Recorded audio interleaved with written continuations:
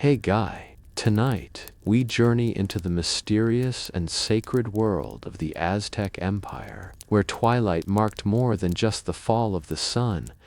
It signaled the beginning of ancient rites, whispered prayers, and divine. In this calm and immersive tale, we'll walk the obsidian paths of ancient temples, witness the rhythmic drumming under starlight, and listen to the hushed voices of priests preparing their souls to speak with gods. So settle in, find your breath, and let your imagination guide you. As the fires flicker and incense curls upward like ghostly vines, we'll uncover the secrets of the night, secrets only the Aztec priests knew. No, if this journey soothes your soul, please like this video, subscribe for more nightly adventures, and leave a comment on what ancient world you'd love to explore next. Now, close your eyes and come with me to the sacred heart of Tenochtitlan. The final sunbeam over Lake Texcocoas. The golden light of day begins to fade. The grand expanse of Lake Texcoco lies still, cradling the city of Tenochtitlan like a sacred mirror. The sky glows in hues of amber and rose, with wisps of lavender. Clouds hanging gently on the horizon. The water, vast and deep, reflects the sky's fading colors in perfect clarity. Ripples dance across the surface in slow patterns, disturbed only by the occasional bird gliding close or the soft splash of a fish near the shore. The air carries a gentle coolness, the kind that signals to all living things that the sun has done its work, and the time of moon and memory approaches. From a distance, the outline of the temple pyramids rises from the city like mountain spires, their stair-stepped silhouettes glowing briefly as they catch the last sunbeam of the day. This final ray of sunlight brushes the topmost edges of the stones, warming their cold surface for the last time until the return of morning.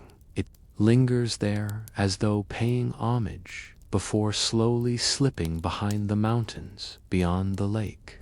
In that brief moment, all time feels suspended at the water's edge. A priest stands silently, his hands clasped in prayer, his white cotton robe rustling gently in the breeze. He does not speak, he does not move. His face is lifted slightly, letting the sun's final touch graze his brow and cheeks, as though to receive the day's farewell blessing. Behind him, the city gradually hushes. The merchants have packed up their stalls. The children's laughter fades into the alleys. Even the birds seem to sing in quieter notes. The priest draws in a slow breath, rich with the scent of earth and water, and then lets it go. He lowers his hands, lifting a small obsidian bowl filled with fresh lake water. Gently, he pours the water onto the ground before him. This, the first act of the night's sacred vigil, is an offering to thank the gods for the sun's journey, and to prepare for the coming rituals of shadow and soul. In the distance, torch flames begin to flicker to life.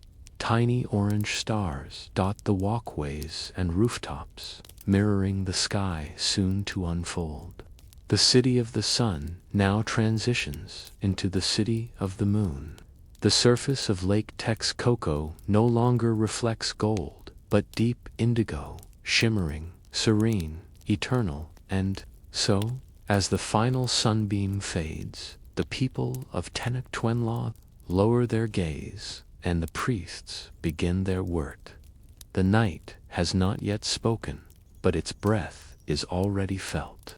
The great temple stands quiet now, rising like a silent sentinel above the city. Its walls are steeped in ancient rituals, and its stones still remember the footsteps of generations past. At its summit, the final rites of day have been completed. Prayers offered, incense burned, and sunlight received.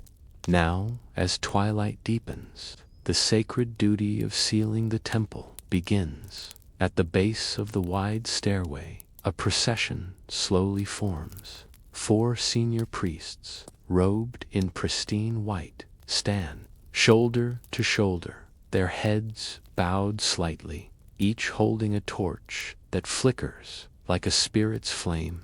Behind them, a line of novice acolytes emerges, carrying polished obsidian staffs and copper bowls filled with aromatic herbs. Their faces are calm, but their movements deliberate, trained by years of practice to uphold the rhythm of the sacred dot. At the temple's mouth, tall stone doors loom, carved centuries ago with the faces of gods. Huitzilopochtli, the sun and war deity, glaring with wide eyes and bared teeth. Tlaloc, the rainbringer, with curved fangs and crowned brow.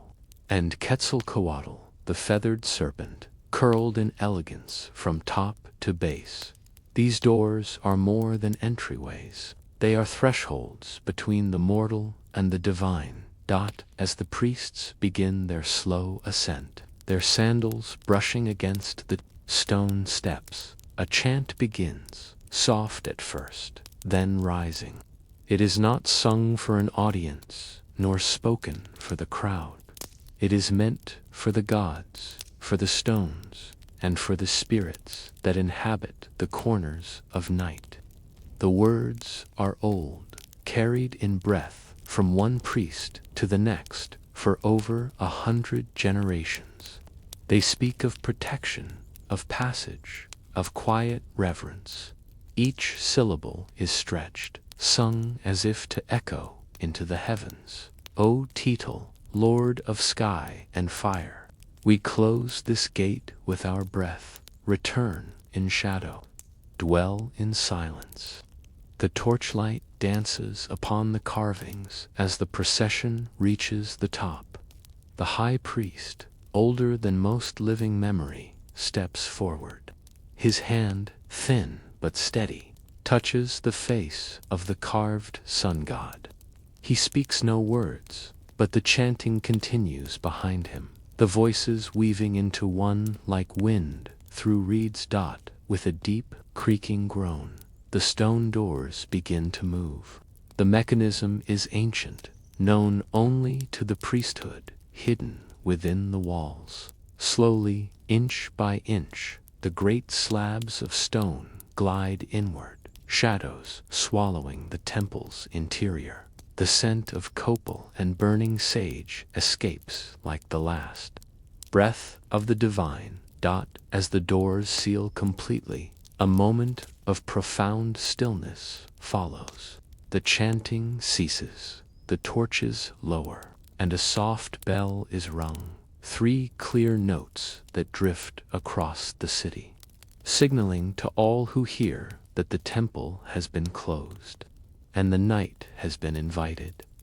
The priests descend, their torches now illuminating the path ahead. Behind them, the stone doors sit sealed in darkness, guarded by the gods they portray. Within the inner court of the great temple, a shrine stands in solemn grandeur, cloaked in shadow and firelight. Carved from black basalt, the figure of Huitzilopochtli, god of the sun, war, and sacrifice, looms in stoic silence. His features are fierce, his serpent scepter pointed skyward. Around him, the sacred court pulses with energy, even as dusk consumes the last traces of the sun. This is the moment of transformation, from day into divine night, and the god must be fed. A circle of priests gathers in slow, synchronized motion. Robes of white flutter softly with each step. Their faces are marked with fine lines of red and charcoal, symbols of sunbeams and shadow. In their hands they carry polished copper bowls, inside which rest hunks of fragrant resin, dried copal, harvested from sacred trees, its value higher than gold. To burn it is to breathe to the gods. At the center of the circle lies a low stone brazier, carved with glyphs of flames and jaguar claws. The air here is already heavy, humming with the quiet hum of voices long buried beneath stone. One by one, the priests approach the brazier. The high priest, his headdress adorned with long, emerald-green quetzal feathers, steps forward first. He kneels. Slowly, he sets his copper bowl into the brazier and pulls forth a small coal wrapped in twine. As he lights the copal, a thin wisp of smoke begins to rise, pale and silvery, as if the spirit of the resin were being released. A murmur of chants begins to build, deep, resonant syllables, ancient words that no longer exist outside this place.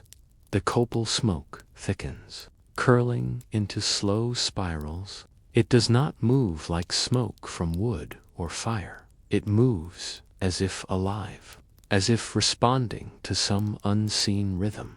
Each priest takes their turn, placing their offering into the flames. The fire crackles, not with heat, but with intensity. The scent of the resin fills the chamber, earthy, sweet, sacred. It clings to the skin, to the breath, to the mind. It is said that the gods are drawn to the scent, that copal opens the gateway between the seen and the unseen. As the shrine of Huitzilopochtli vanishes behind the veil of smoke, the priests bow in unison. They chant his many names, not in loud proclamation, but in a whisper.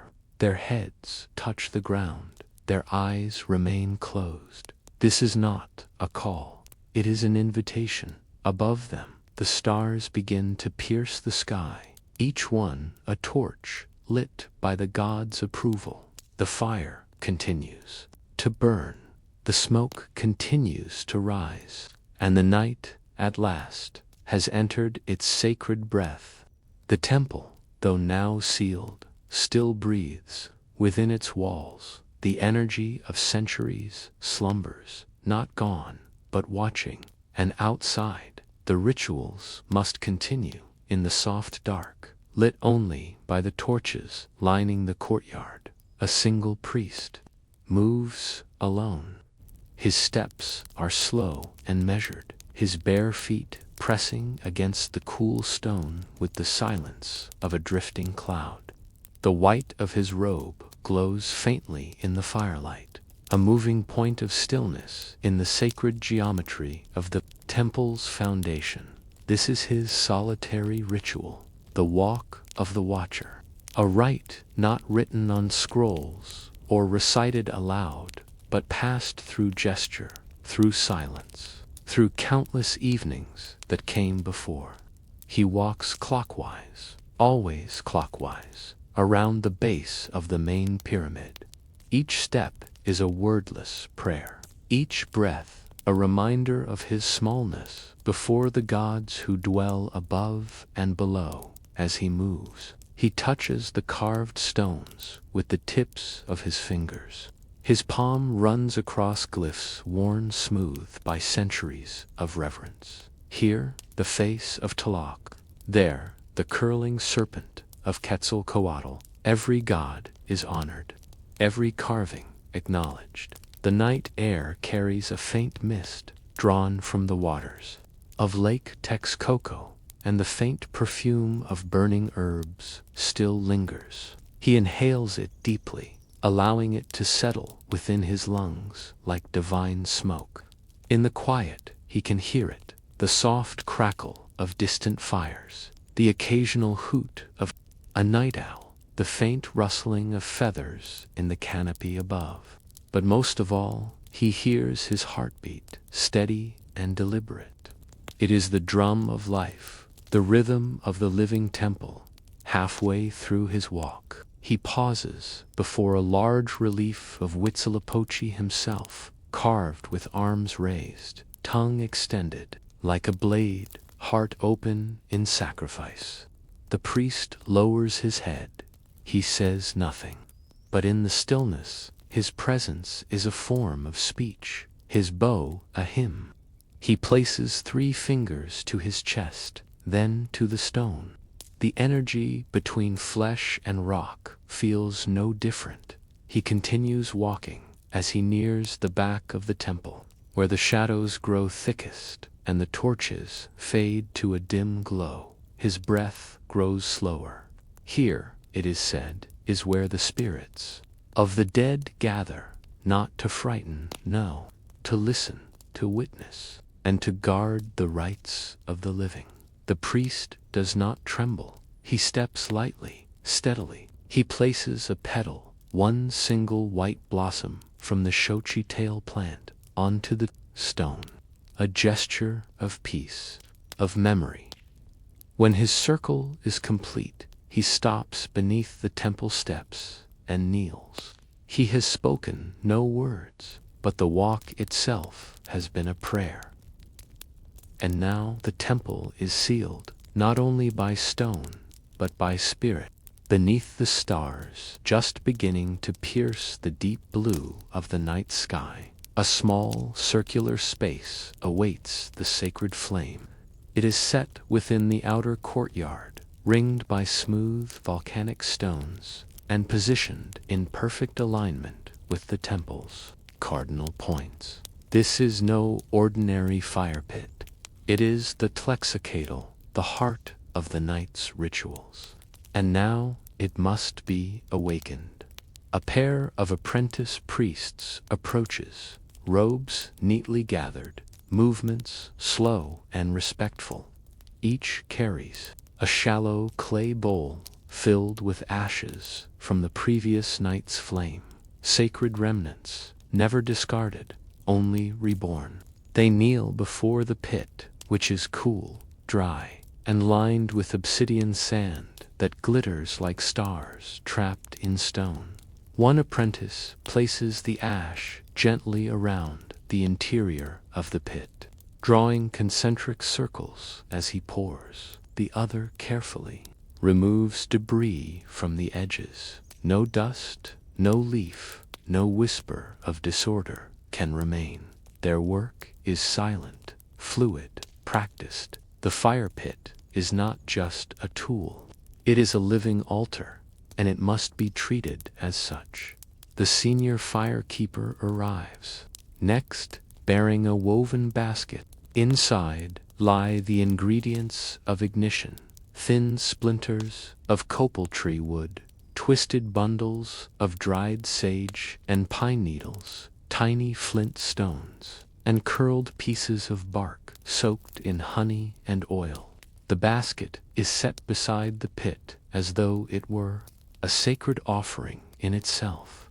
The firekeeper kneels. He removes a single feather from his sash, that of the red macaw, vibrant and rare. He uses it to sweep across the pit in 4 directions: east, where the sun rises; west, where it sets; south, where the rains are born; and north, the domain of ancestors. This gesture, repeated every night, invokes balance, protection, and cosmic order. He then begins to build the fire, not a stack, not a pile, a shape. The materials are placed carefully, layer by layer, forming a small pyramid within the pit. Each level represents a world: the earth beneath, the realm of men, the sky above. A pinch of sacred herbs is added with each placement, accompanied by a whispered name, the names of gods, elements, seasons, stars. Acolytes nearby begin to hum softly, a droning note, steady and low, like the voice of the earth itself. Their hum guides the firekeeper's breath as he picks up 2 flints and strikes them. Once, twice, sparks fly, caught by the wind. On the 3rd strike, a flash, The smallest ember ignites the base of the pyramid. A thin wisp of smoke curls upward. They do not cheer, they do not move quickly. They bow their heads. The fire has accepted them. As the flames grow, slow and golden, they prepare for what comes next. The fire is no longer a preparation, it is now a participant. Beyond the central courtyard, nestled within the quiet cloisters of the priestly compound, lies a long, low structure of stone and carved cedar. Here, behind thick walls and beneath thatched roofs, the youngest keepers of the faith dwell, the flack, may, or novice acolytes, boys of 12 or 13, some even younger, chosen not by birthright, but by omens, dreams, and signs observed by the elder priests at birth. Tonight, as with every sacred night, they must be summoned within the dormitory. The air is still. The walls are adorned with murals of gods and beasts, serpents and stars. Mats are lined up in rows across the stone floor. Upon each, a boy rests, wrapped in a cotton cloak, breathing slow and deep. They are not asleep, they are waiting. Then comes the sound, soft, rhythmic, unmistakable. A hollow tap-tap, tap-tap, like a heartbeat, like the gentle knock of a spirit. At a wooden door, it comes from outside. The priest with the drum, he stands just beyond the entrance, his body swaying slightly with the rhythm of his instrument, a small hand drum made from stretched jaguar hide. Its voice is deep and soft, calling not through sound, but through presence. The pattern is familiar to the boys. 2 slow beats, a pause, then one final beat, the signal to rise. Inside, the acolytes sit up without speaking. One by one, they move with graceful discipline.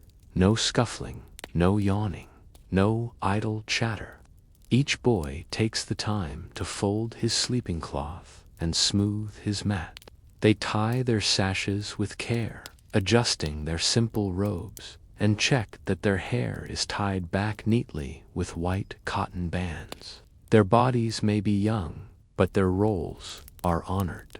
They are not merely learners, they are servants of the gods in formation. The dormitory doors creak open. In the doorway stands a senior priest holding a lantern of carved jade. Its flame is small but radiant, casting flickering green shadows on the boys' faces. He nods once. Without being told, the acolytes form a line, the tallest at the front, the smallest at the rear. Hands folded, heads bowed, together they step out into the night. As they walk toward the temple courtyard, each boy holds a small clay lantern with a lit wick. The path before them becomes a constellation, tiny flames bobbing in the dark, mirroring the stars overhead. Their presence is not decoration, it is continuation. Just as fire must pass from one torch to the next, so too must knowledge and faith and silence. The courtyard grows brighter with their arrival.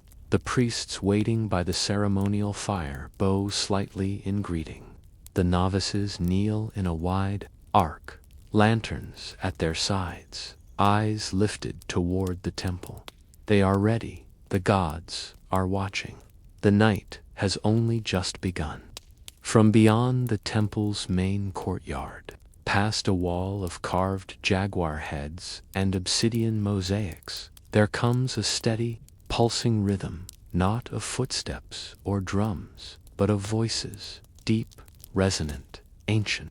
The chant of the eagle warriors. They arrive not as a parade, but as a wave of silence that precedes the sound.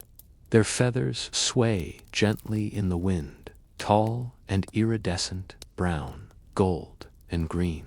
Their faces are painted with the mask of night, dark bands across their eyes, sun-shaped sigils over their brows.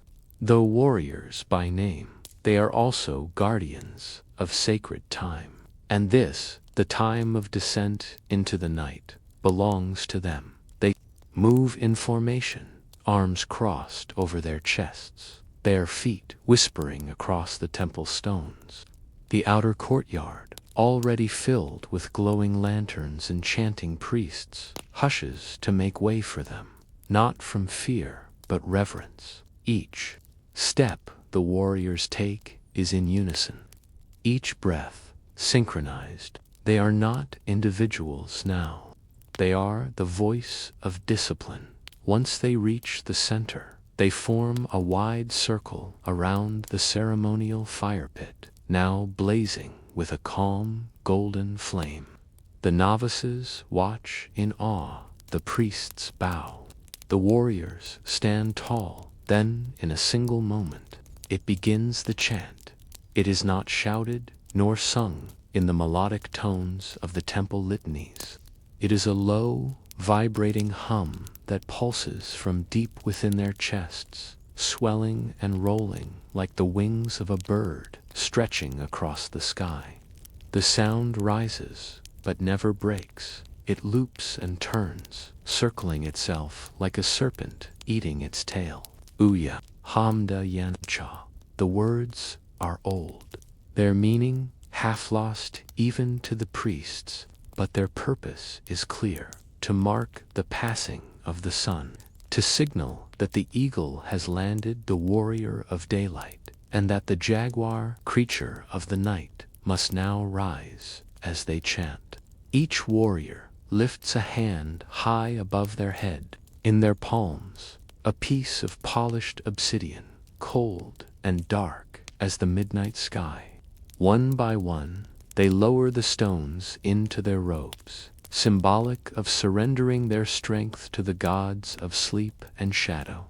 Their voices continue, circling, layering upon each other, until the air itself feels thick with sound. The fire at the center flickers higher, drawn upward as if pulled by the chant. Around them, the courtyard becomes still. Even the wind slows, as though listening.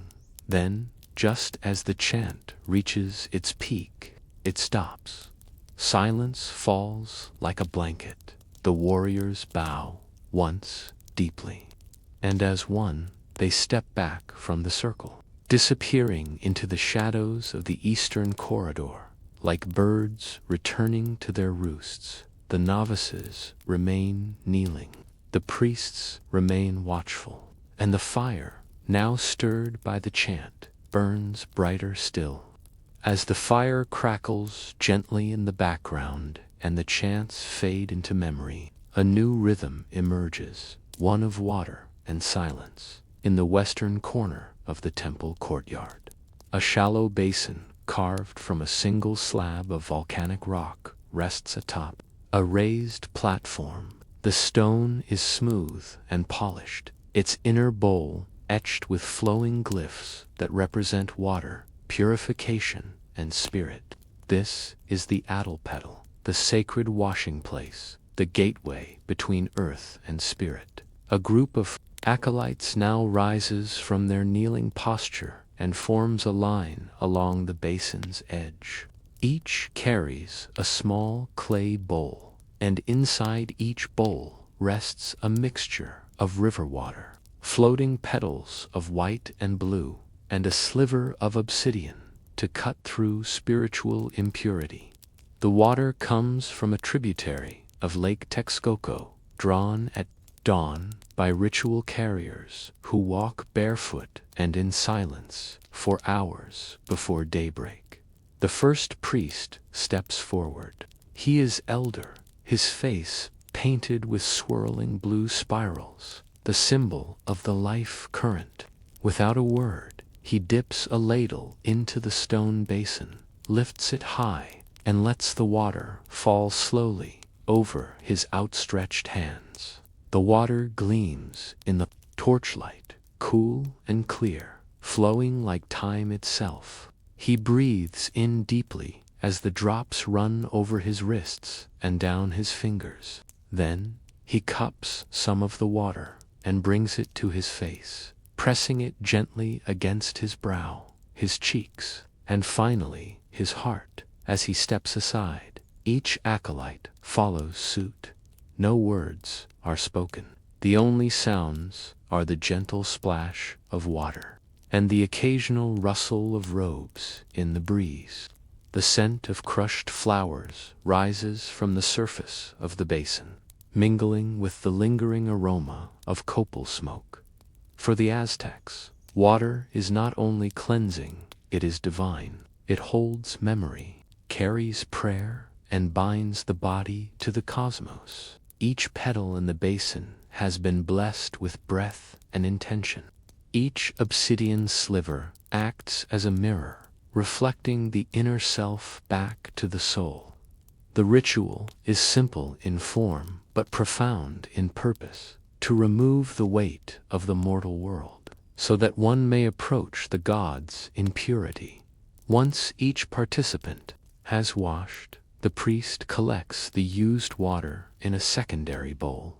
This water is not discarded. It is carried to a nearby plantain tree and poured at its roots, returning blessing to the earth in the cycle of giving. The acolytes return to their places, their hands still damp, their faces calm, some close. Their eyes, others look up to the stars. All feel the shift, as if the veil between worlds has thinned. The body is now ready, the spirit is still, and the night is waiting. In the quiet that follows purification, when fire hums and water rests, the priests turn their attention to the heavens and to the most sacred clock of all, the sunstone. Resting at the temple's southern platform is a grand circular monolith, carved centuries ago and revered not as a decoration, but as a living map of time. It is massive, more than 10 men across, and etched with glyphs that spiral inward to the face of Tonatiuh, the sun god. Its surface is a calendar, a codex, a prophecy, and tonight, like every night, it must be consulted as the moon begins its slow climb above the horizon. A priest approaches the sunstone. He is the Tlalpaqui, the keeper of sacred time. His robe is embroidered with stars, and in his hand he carries a rod of polished wood capped in gold, the night pointer. It has no markings, only a single bead of turquoise affixed to one end.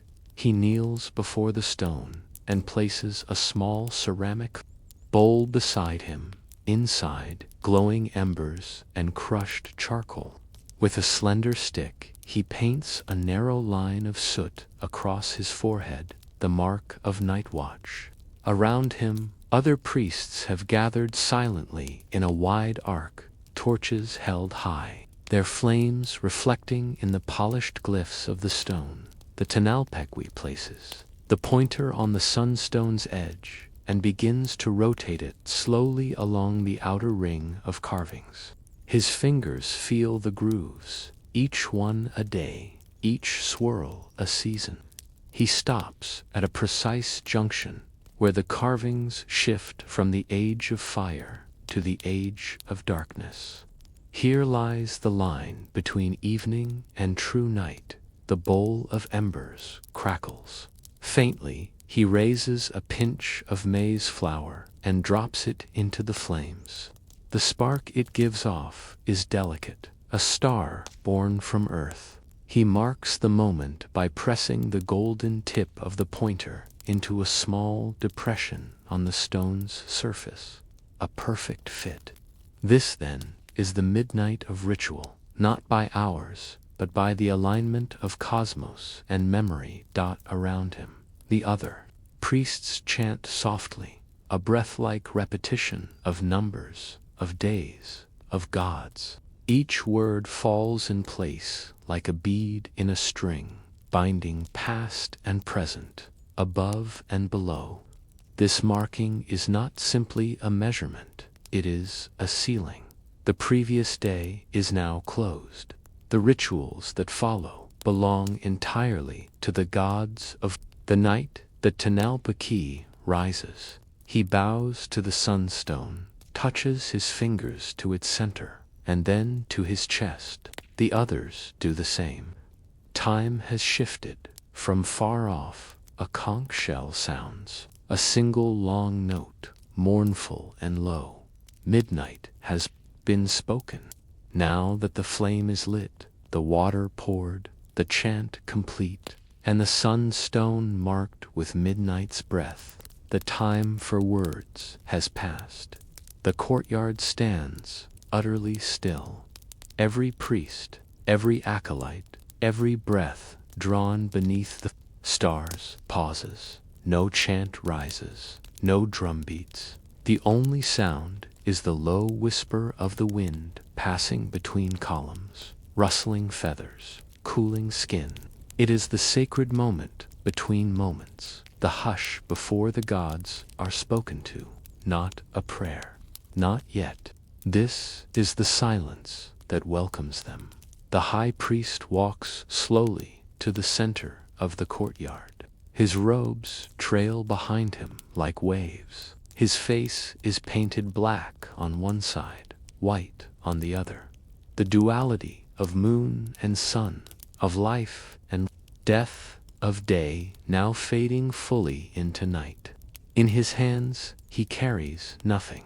The gods cannot be summoned with things, only presence. He kneels, and at once the others kneel with him, a ripple of reverence cascading across the courtyard. Priests of every order, warriors in full feathered garb, novices barely more than children, all drop in unison. Their foreheads bow low, their hands press into the stone, fingers outstretched, as if to become roots reaching into the sacred.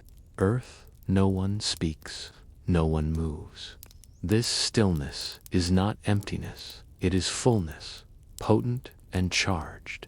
Every thought, every heartbeat, every prayer not yet uttered is held suspended in this breathless pause. The gods, it is believed, hear this silence most of all, for it is without request, without fear, without noise. Torches crackle faintly. Smoke from the ceremonial fire pit coils skyward in gentle spirals. A moth flutters near a lantern, its wings casting fleeting shadows on a painted wall.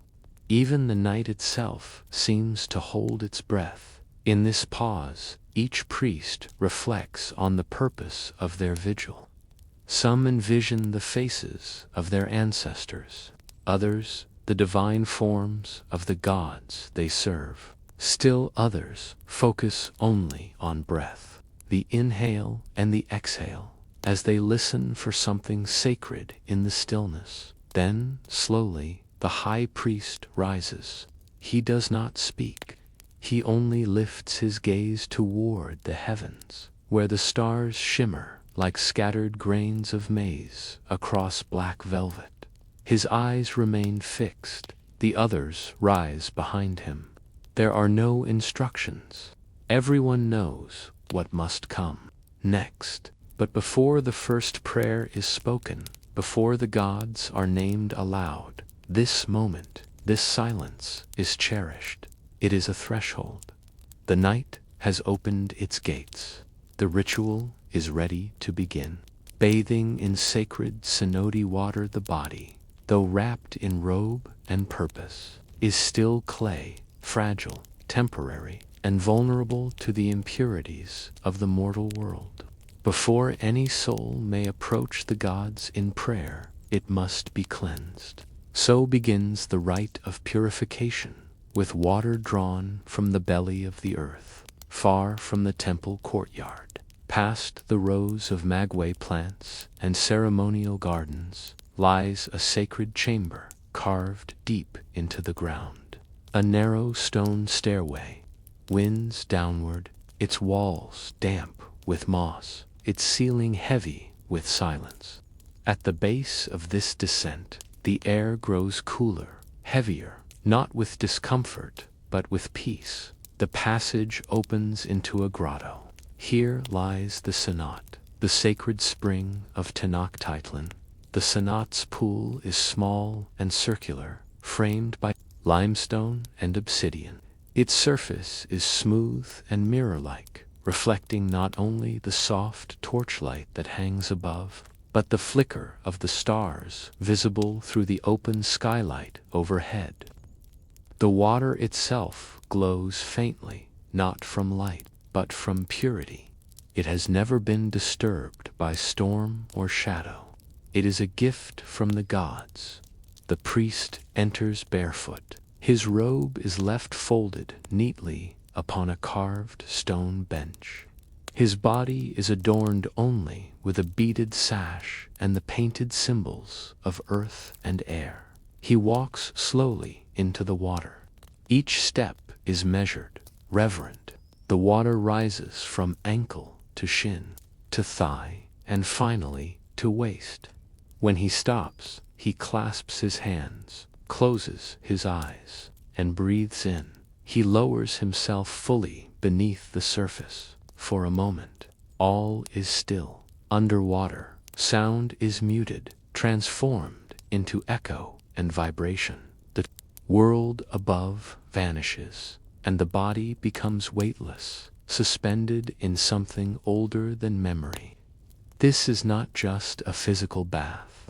It is a symbolic return to the womb of the earth, a place before life, before voice, before self. He emerges slowly. The water streams from his hair, down his face, along his arms. He remains standing, eyes closed, lips moving in silent prayer. He lifts a small bowl from the platform beside the pool and pours the water across his shoulders, then again across his chest. Each motion corresponds with a whispered name of the wind, the stars, the ancestors. Nearby, other priests wait there, turn, seated in meditation, surrounded by bundles of white flowers and clay pots filled with salt and volcanic sand. Each will enter in time. Each will face the water with reverence above. The stars shine through the circular skylight like a crown of light above the pool. The moon casts a gentle beam onto the surface, causing it to shimmer with sacred brilliance. The priest steps out. Of the water, he does not dry himself. The water must cling. It is not meant to be removed, but absorbed into the skin, into the spirit, into the prayer to come. Cleansing the body with obsidian blades, the water has cooled the skin and softened the breath. But the ritual of purification is not yet complete. The gods require more than a bath. They demand intention. The soul must be stripped of vanity. The body, humbled by sacred edge, upon a flat altar stone beside the cenote chamber, resting atop woven reeds and bone-white cloth, lies a small assortment of glistening blades, not of steel, but obsidian, darker than night, sharper than any iron. These slivers are crafted by hand from volcanic glass, split until they gleam like jaguar eyes in the dark. They are not weapons, but instruments of devotion. The priest approaches the table with bare feet and wet skin. His robe now removed, his body is exposed to the chill of the stone chamber. Yet he does not tremble. This moment has come countless times before. Each scar upon his skin, faded and fine, is a marker of nights like this. 1. He selects a blade the length of his finger, holding it between thumb and forefinger. It reflects the torchlight with a quiet gleam. Acolytes gather nearby, kneeling in silence, watching the movements of their teacher with steady eyes. With slow, deliberate motion, the priest runs the edge of the obsidian across his upper arm. not with force, but with pressure enough to awaken the blood without pain. A shallow red line appears. Then to the chest, the back of the hand, the tops of the feet, sacred points where spirit is believed to pass most easily between the body and the divine. Each cut is an offering, a mark of clarity, a whisper to the gods. I am no longer of this world. I come open. I come true. It will be cleaned, blessed, and used again only when it is ready. He raises the bowl containing his blood and petals and places it beside the ceremonial fire where the smoke will carry it skyward. Another priest will later bury the cooled ashes beneath the roots of a maize plant behind him. A second priest now steps forward to take up a blade, and then another. The ceremony continues in quiet rhythm. Outside the chamber, the night is growing deeper, but inside, the spirit of the temple is bright. It reminds each priest that the body is only a vessel, and it must be opened if light is to pass through. Offering a prayer to Tezcatlipoca, the smoking mirror, the time of fire and water has passed. Now comes the time of reflection. The priests ascend from the center. Unlike the open courtyards filled with firelight and chants, this chamber is sealed from wind and sky. It is cool, silent, and wrapped in shadow, a perfect space for the presence of the unseen god, Tezcatlipoca. He is not the god of comfort. He is the smoking mirror, the lord of night winds, of change, of chaos, of truth revealed through pain. To approach him is to see one's true self, stripped of lies and illusions. His gaze cannot be escaped. His mirror does not reflect your face, it reflects your soul. At the center of the chamber is a stone pedestal, waist high, supporting a wide obsidian disc, perfectly round, perfectly polished, impossibly dark. The smoking mirror, its surface, is flawless. Not a scratch, not a single imperfection mars its depth. And yet, when one peers into it, they see not clarity, but mystery. The priest kneels before the mirror. He breathes slowly, once, twice, then a third time, deeper. Behind him, the scent is sweet and sharp, and it clouds the air, as though creating a veil between the visible and invisible. The priest speaks softly, not in the formal tones of temple prayer, but in whispers, words only Tezcatlipoca is meant to hear. He confesses not sins, but doubts, not deeds, but thoughts. He speaks of fear, of pride, of questions he cannot silence. He lays bare the parts of himself that remain hidden to the others, the parts that only a mirror can reveal, and the mirror listens. The obsidian surface does not answer. It only reflects, but not in light, in sensation. The priest feels his breath change, his chest tighten, his thoughts slow. Images come to him, not in vision, but in feeling. A rising wind, a forgotten face, a flash of water in a storm. Tezcatlipoca speaks in riddles, not language. The priest does not resist. He bows deeper, placing both palms on the ground, forehead pressed to the cold stone. He remains there, still as night, allowing the god to observe him, not to judge, but to know. The silence is total. Even the crackle of the incense has gone quiet. At last, the priest rises. He does not look into the mirror again.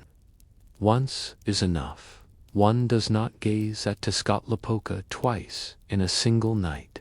Slowly, allowing the incense to swirl behind him like a shroud dot outside, the stars shine bright. The night has deepened. The soul has been seen. Drawing the blood of sacrifice from the tongue, the body is cleansed.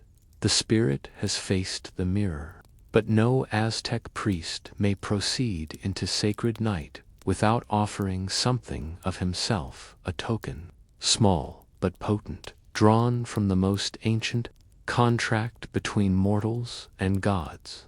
Blood, the rite, is not of cruelty. It is not punishment. It is devotion.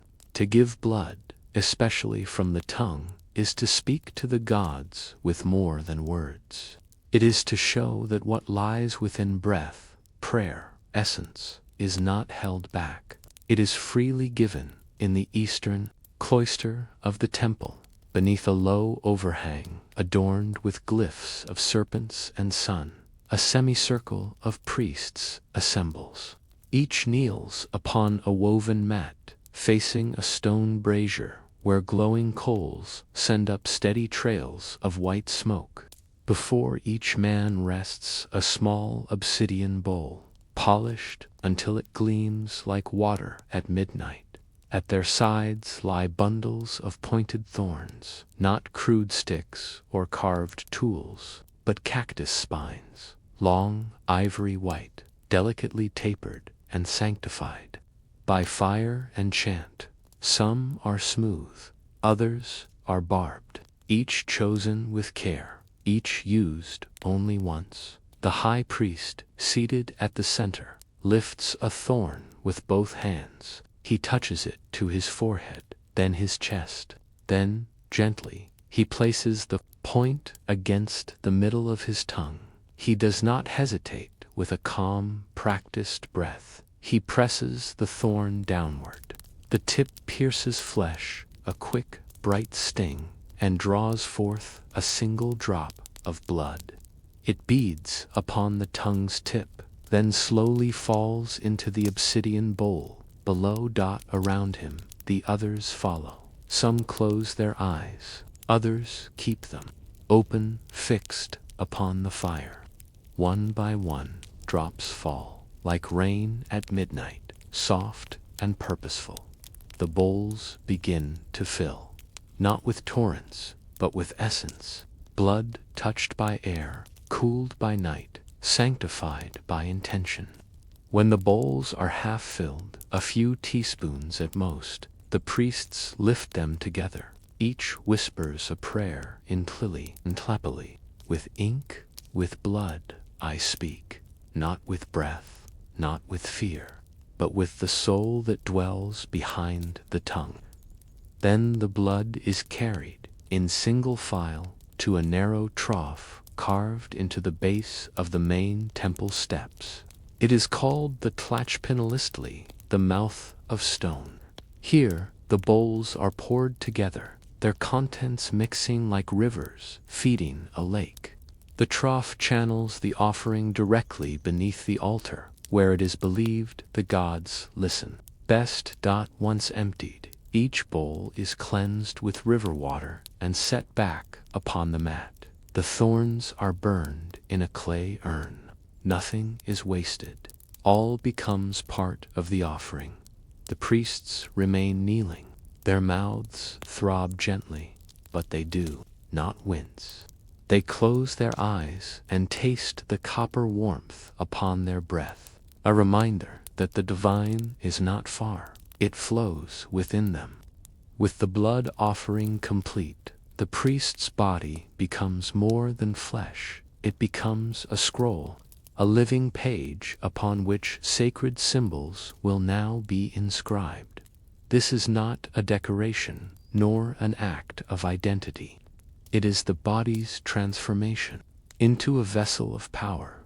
Each line, each shape, drawn with the precision of ancient memory, is a sigil of calling a message to the gods, written in ink made from charcoal, clay, and bone ash. The priests return to the inner courtyard, where a low stone bench awaits them, smoothed by centuries of use.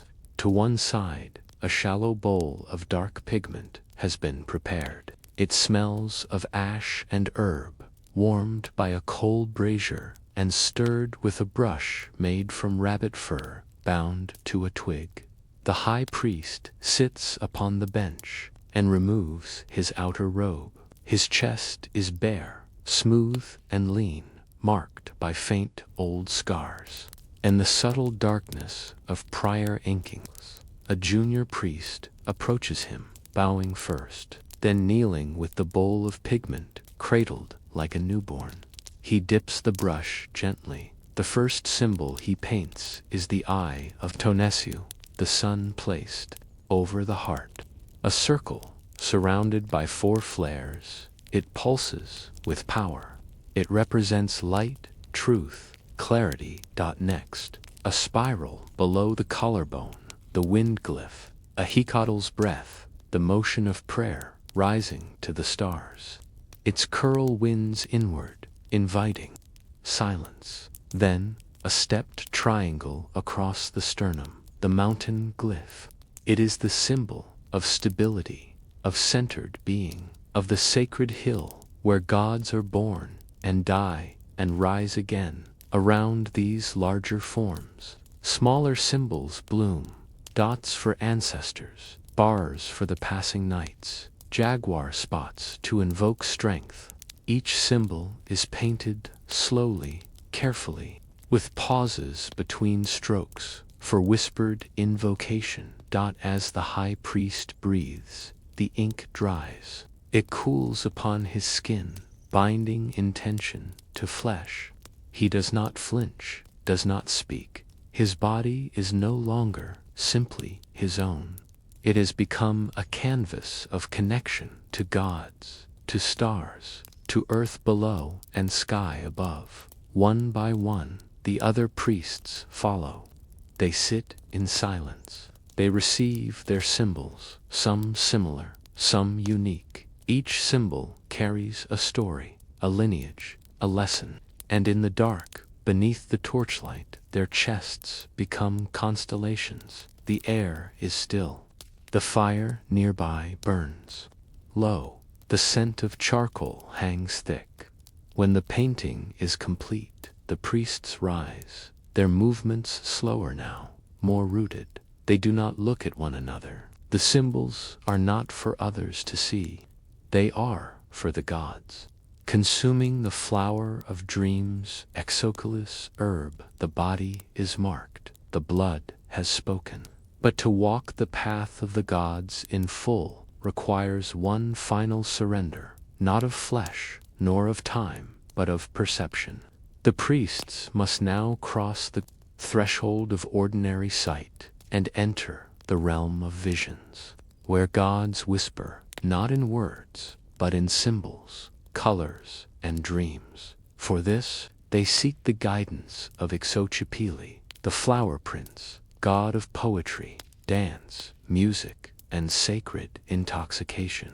His gift is not oblivion, but insight, not escape, but entrance. To receive his favor is to allow the mind to loosen its grip and float gently into the divine.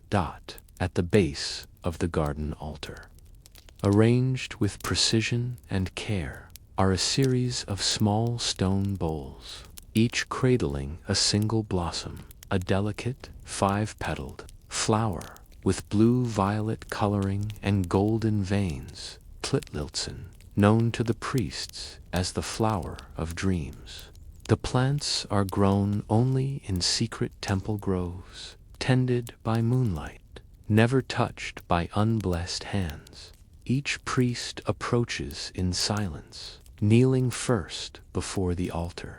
The flowers are not picked casually, they are chosen. The priest waits until he feels called, until one blossom catches his gaze, shines just slightly brighter, or moves differently in the breeze. That is the one meant for him.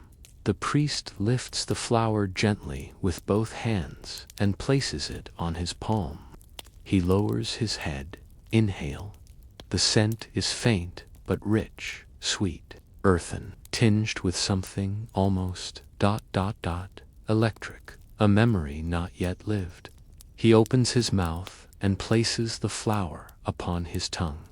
It dissolves slowly, leaving behind no bitterness, only warmth, not of heat, but of presence, as though the flower itself is still alive, unfolding within. The priest closes his eyes and sits back on his heels. He breathes deeply. Around him, others do the same. No one speaks. Time begins to loosen its hold. Within minutes, the world shifts. Shadows deepen. Torchlight takes on a softer glow. The air begins to hum, not audibly, but perceptibly. The lines of the temple stones seem to bend just slightly, then pulse, then breathe. The flower's essence begins its work, not to blind, but to reveal. The priests remain still, entering trance. Their breathing slows. Some rock gently. Others lift their faces to the sky. The glyphs painted on their chests begin to shimmer faintly.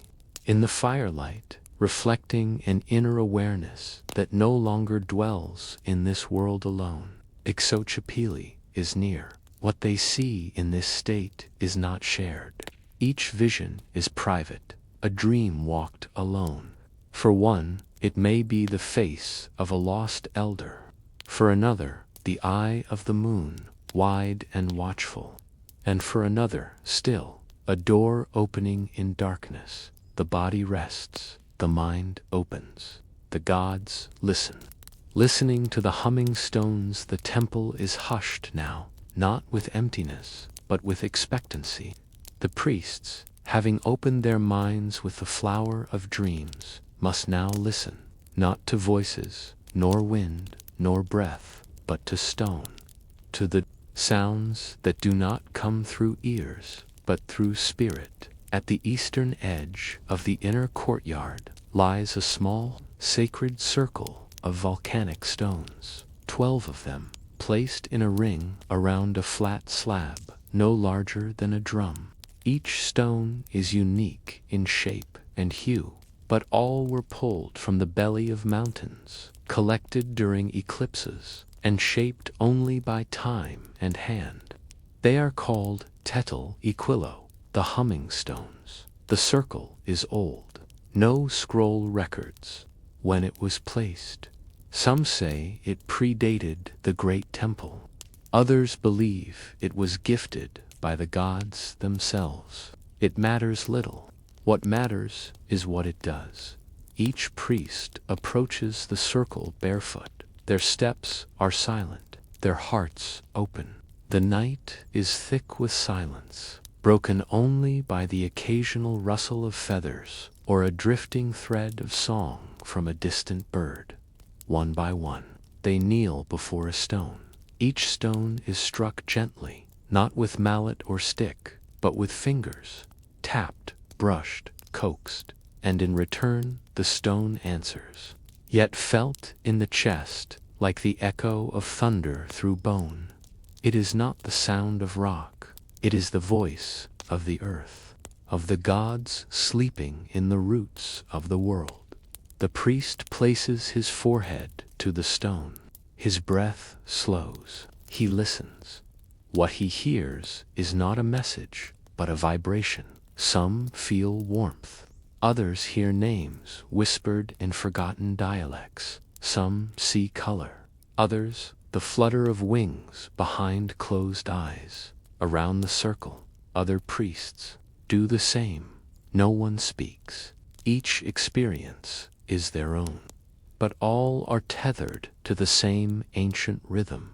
The humming stones are not musical instruments. They are not tools. They are oracles, not of the future, but of the soul. To listen to them is to hear oneself reflected through the earth's memory. The high priest walks the outer edge of the circle, his hand trailing just above the tops of the stones. As he moves, the air thickens, as if the space between matter and spirit grows thinner with each breath. Then, without warning, a shift, a sudden deep tone echoes through the circle. Not struck, not summoned, it comes of its own accord, a sound so low it quakes the ribs. The priests freeze, their eyes open. The god has spoken. It will not happen again tonight. The moment passes. One by one, the priests press their palms to the stones, offering thanks. The humming stones are still again, but their echo lingers within each soul, a soundless message that will travel with them into prayer. Meditating under the jaguar constellation above the great temple of Tenochtitlan, the heavens spread like an endless scroll, stars etched across black stone. The air is clear tonight. The moon glows high and slow, its light softening the edges of stone and flesh. And now the priests turn their gaze upward, seeking not direction, but presence. The jaguar, creature of night, of silence, of dream, lives not only in jungle and memory, but in the sky. Among the constellations known to Aztec astronomers, there is one revered, above all, for nocturnal guidance, Ocelotl. It is said that this star beast guards the threshold between the mortal and divine, terrace open to the sky, above the smoke of the courtyard, above the whispers of ritual. Here, nothing exists but stone, stars, and breath. Each priest selects a spot and kneels. They form no pattern, no ring. They settle like seeds on wind-blown soil. The sacred robe wraps them from shoulder to foot, but their heads are bare, exposed to moonlight. No words are spoken. None are needed. They begin to breathe. Slowly inhale. Hold. The breath becomes a tide. The tide becomes a silence. The silence becomes stillness. And then, one by one, the priests lower their bodies, pressing their foreheads to the stone. Arms outstretched, palms down, they lie flat, not in surrender, but in trust. This posture is called the Ocelotl Tenali, the jaguar's soul. The stars do not blink. They shine with unwavering certainty. As the priests remain still, their thoughts slow. Colors begin to shift behind closed eyelids. Reds and golds, greens and shadows. In their ears, the faint rumble of a feline growl, not heard. The jaguar walks not through jungle, but through the inner world, the forest of soul and shadow. The priests remain in this meditation for as long as the stars hold their light. When they rise, they do not speak. They step lightly, as if walking in two worlds at once. Their eyes gleam faintly, not with reflection, but with knowing. Reciting the nighttime litany, the stars above have spoken, and the breath of the jaguar lingers in the chest. Now, with soul attuned and body still, the time has come to give voice, not to desire, but to remembrance, to weave together sacred sound and memory. This is the nighttime litany. How the priests gather in the Hall of Echoes, a narrow corridor with high walls that curve inward like the ribs of a great beast. Every surface is carved with glyphs, serpents in flight, rivers coiled like smoke, sunbursts frozen in stone. The air here vibrates with the past. Whispers from centuries ago still cling to the cracks between bricks. It is the perfect chamber for the sacred litany, where every word returns. Each priest carries a scroll. They are not made of paper but of ametal, bark from the fig tree, pounded and polished until soft like cloth. Painted in red and black ink, each scroll contains the verses of the night. Ancient words passed from elder to novice, chanted since the first sun burned the sky. They kneel in two rows facing each other, scrolls resting on their thighs, and torches flickering at intervals along the walls. The glow dances across their faces, Catching the ink as it is read aloud, the high priest begins. His voice is low, steady like a drum's heartbeat just below hearing. In the time before stars, in the space before sky, the gods knelt in silence, awaiting the fire. Another voice joins. Then another.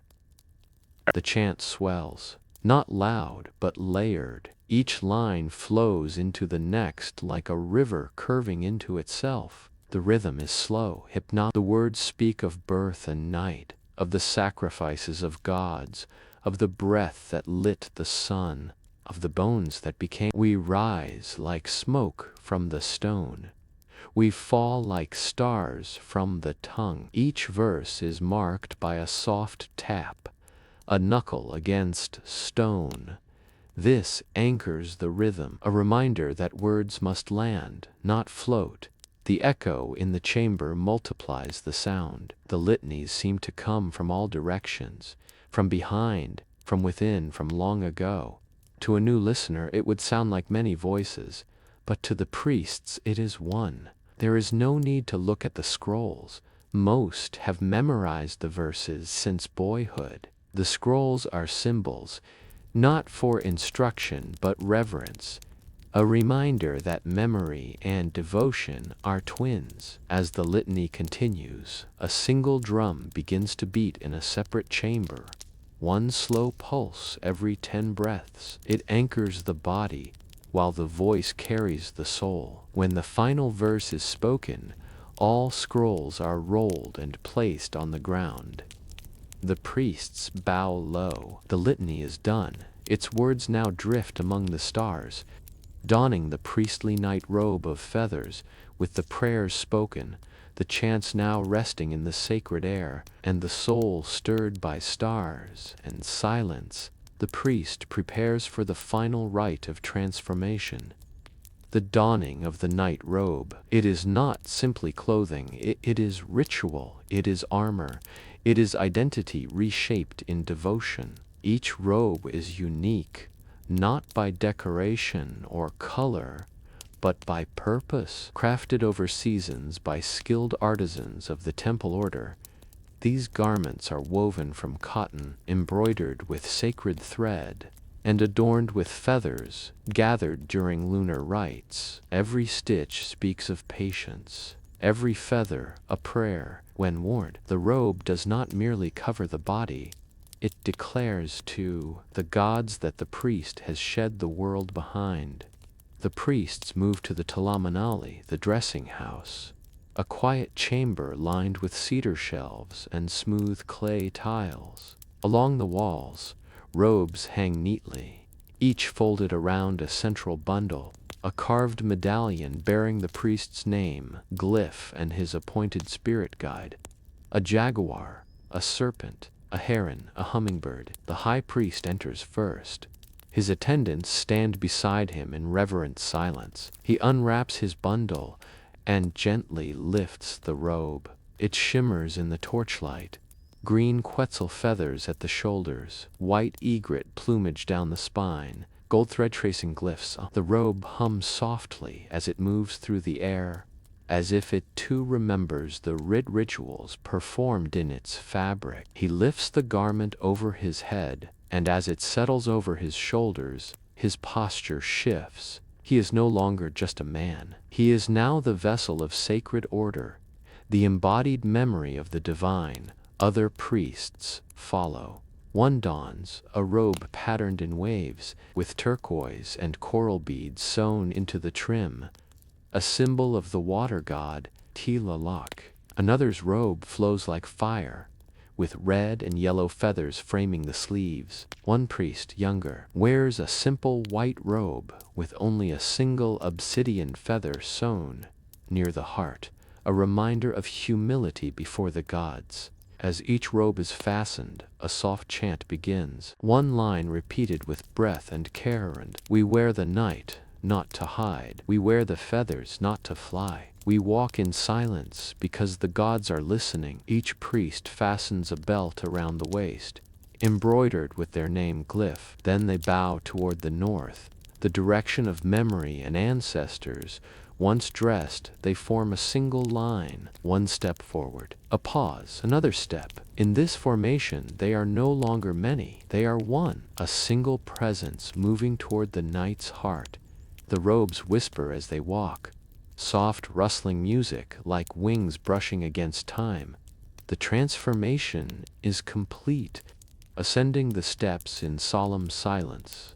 In the northern quarter of Tenochtitlan, beyond the courtyards of fire and the halls of breath, rises a pyramid veiled in silver and shadow, the temple of Coyolxauhqui, goddess of the moon. Though not as tall as the Sun Temple, its presence is deeper, softer, more mysterious. It is here that the priests now turn, their bodies wrapped in feathers, their spirits shaped by silence. The procession begins at the base of the temple steps.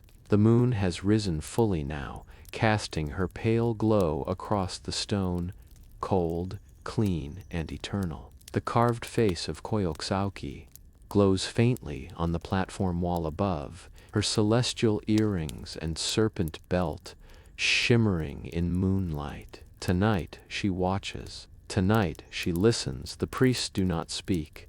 They do not chant. This is the ascension of breath, a sacred walk made in complete silence.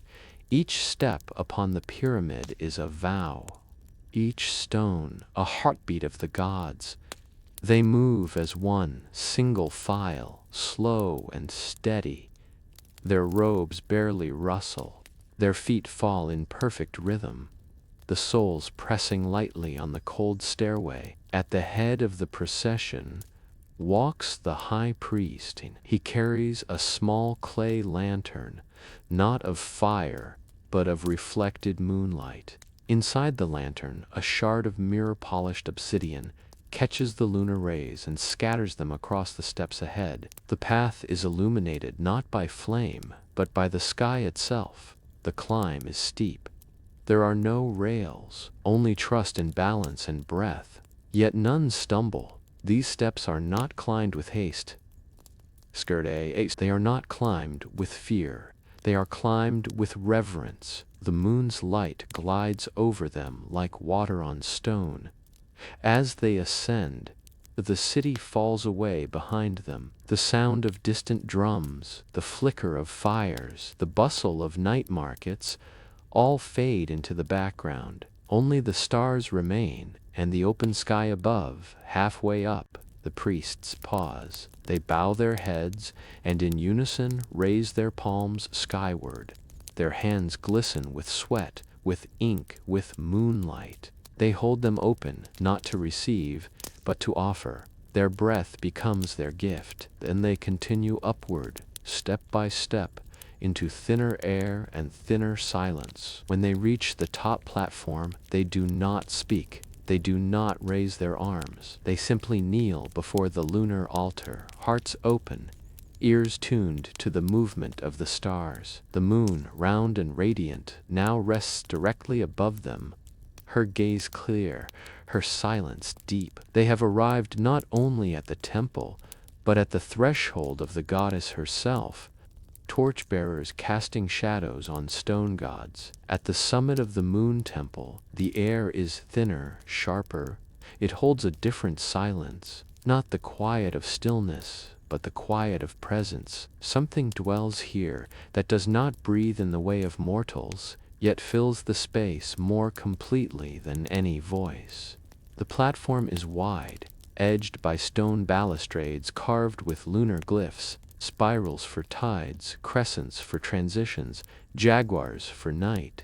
At its far edge stands the great altar, a rounded block of obsidian carved with the face of Coyolxauhqui, the dismembered moon goddess, whose story is written not just in stone, but in the stars above. Around her image, smaller carvings spiral outward, stars, snakes, and bones, all tied to the cycles of time.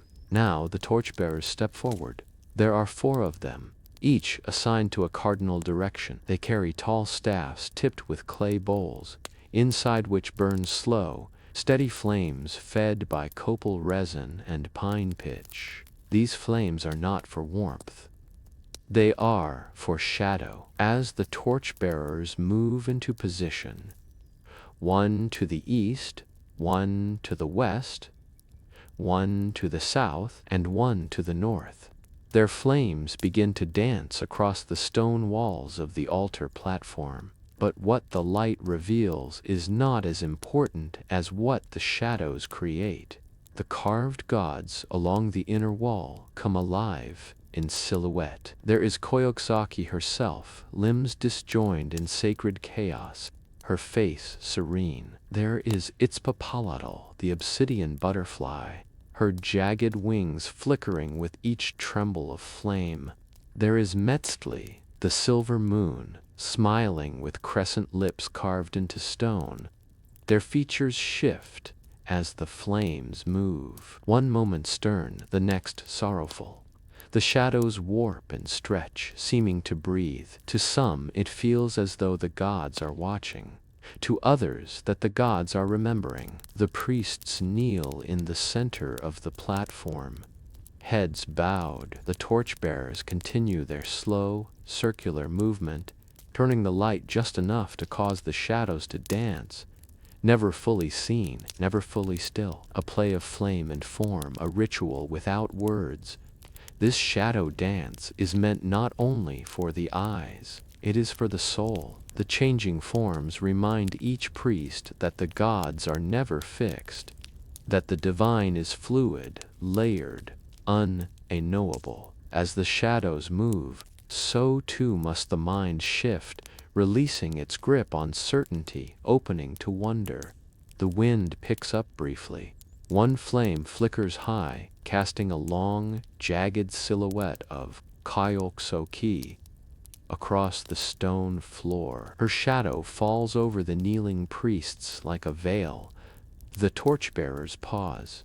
Then, in perfect unison, they lower their staffs to the ground.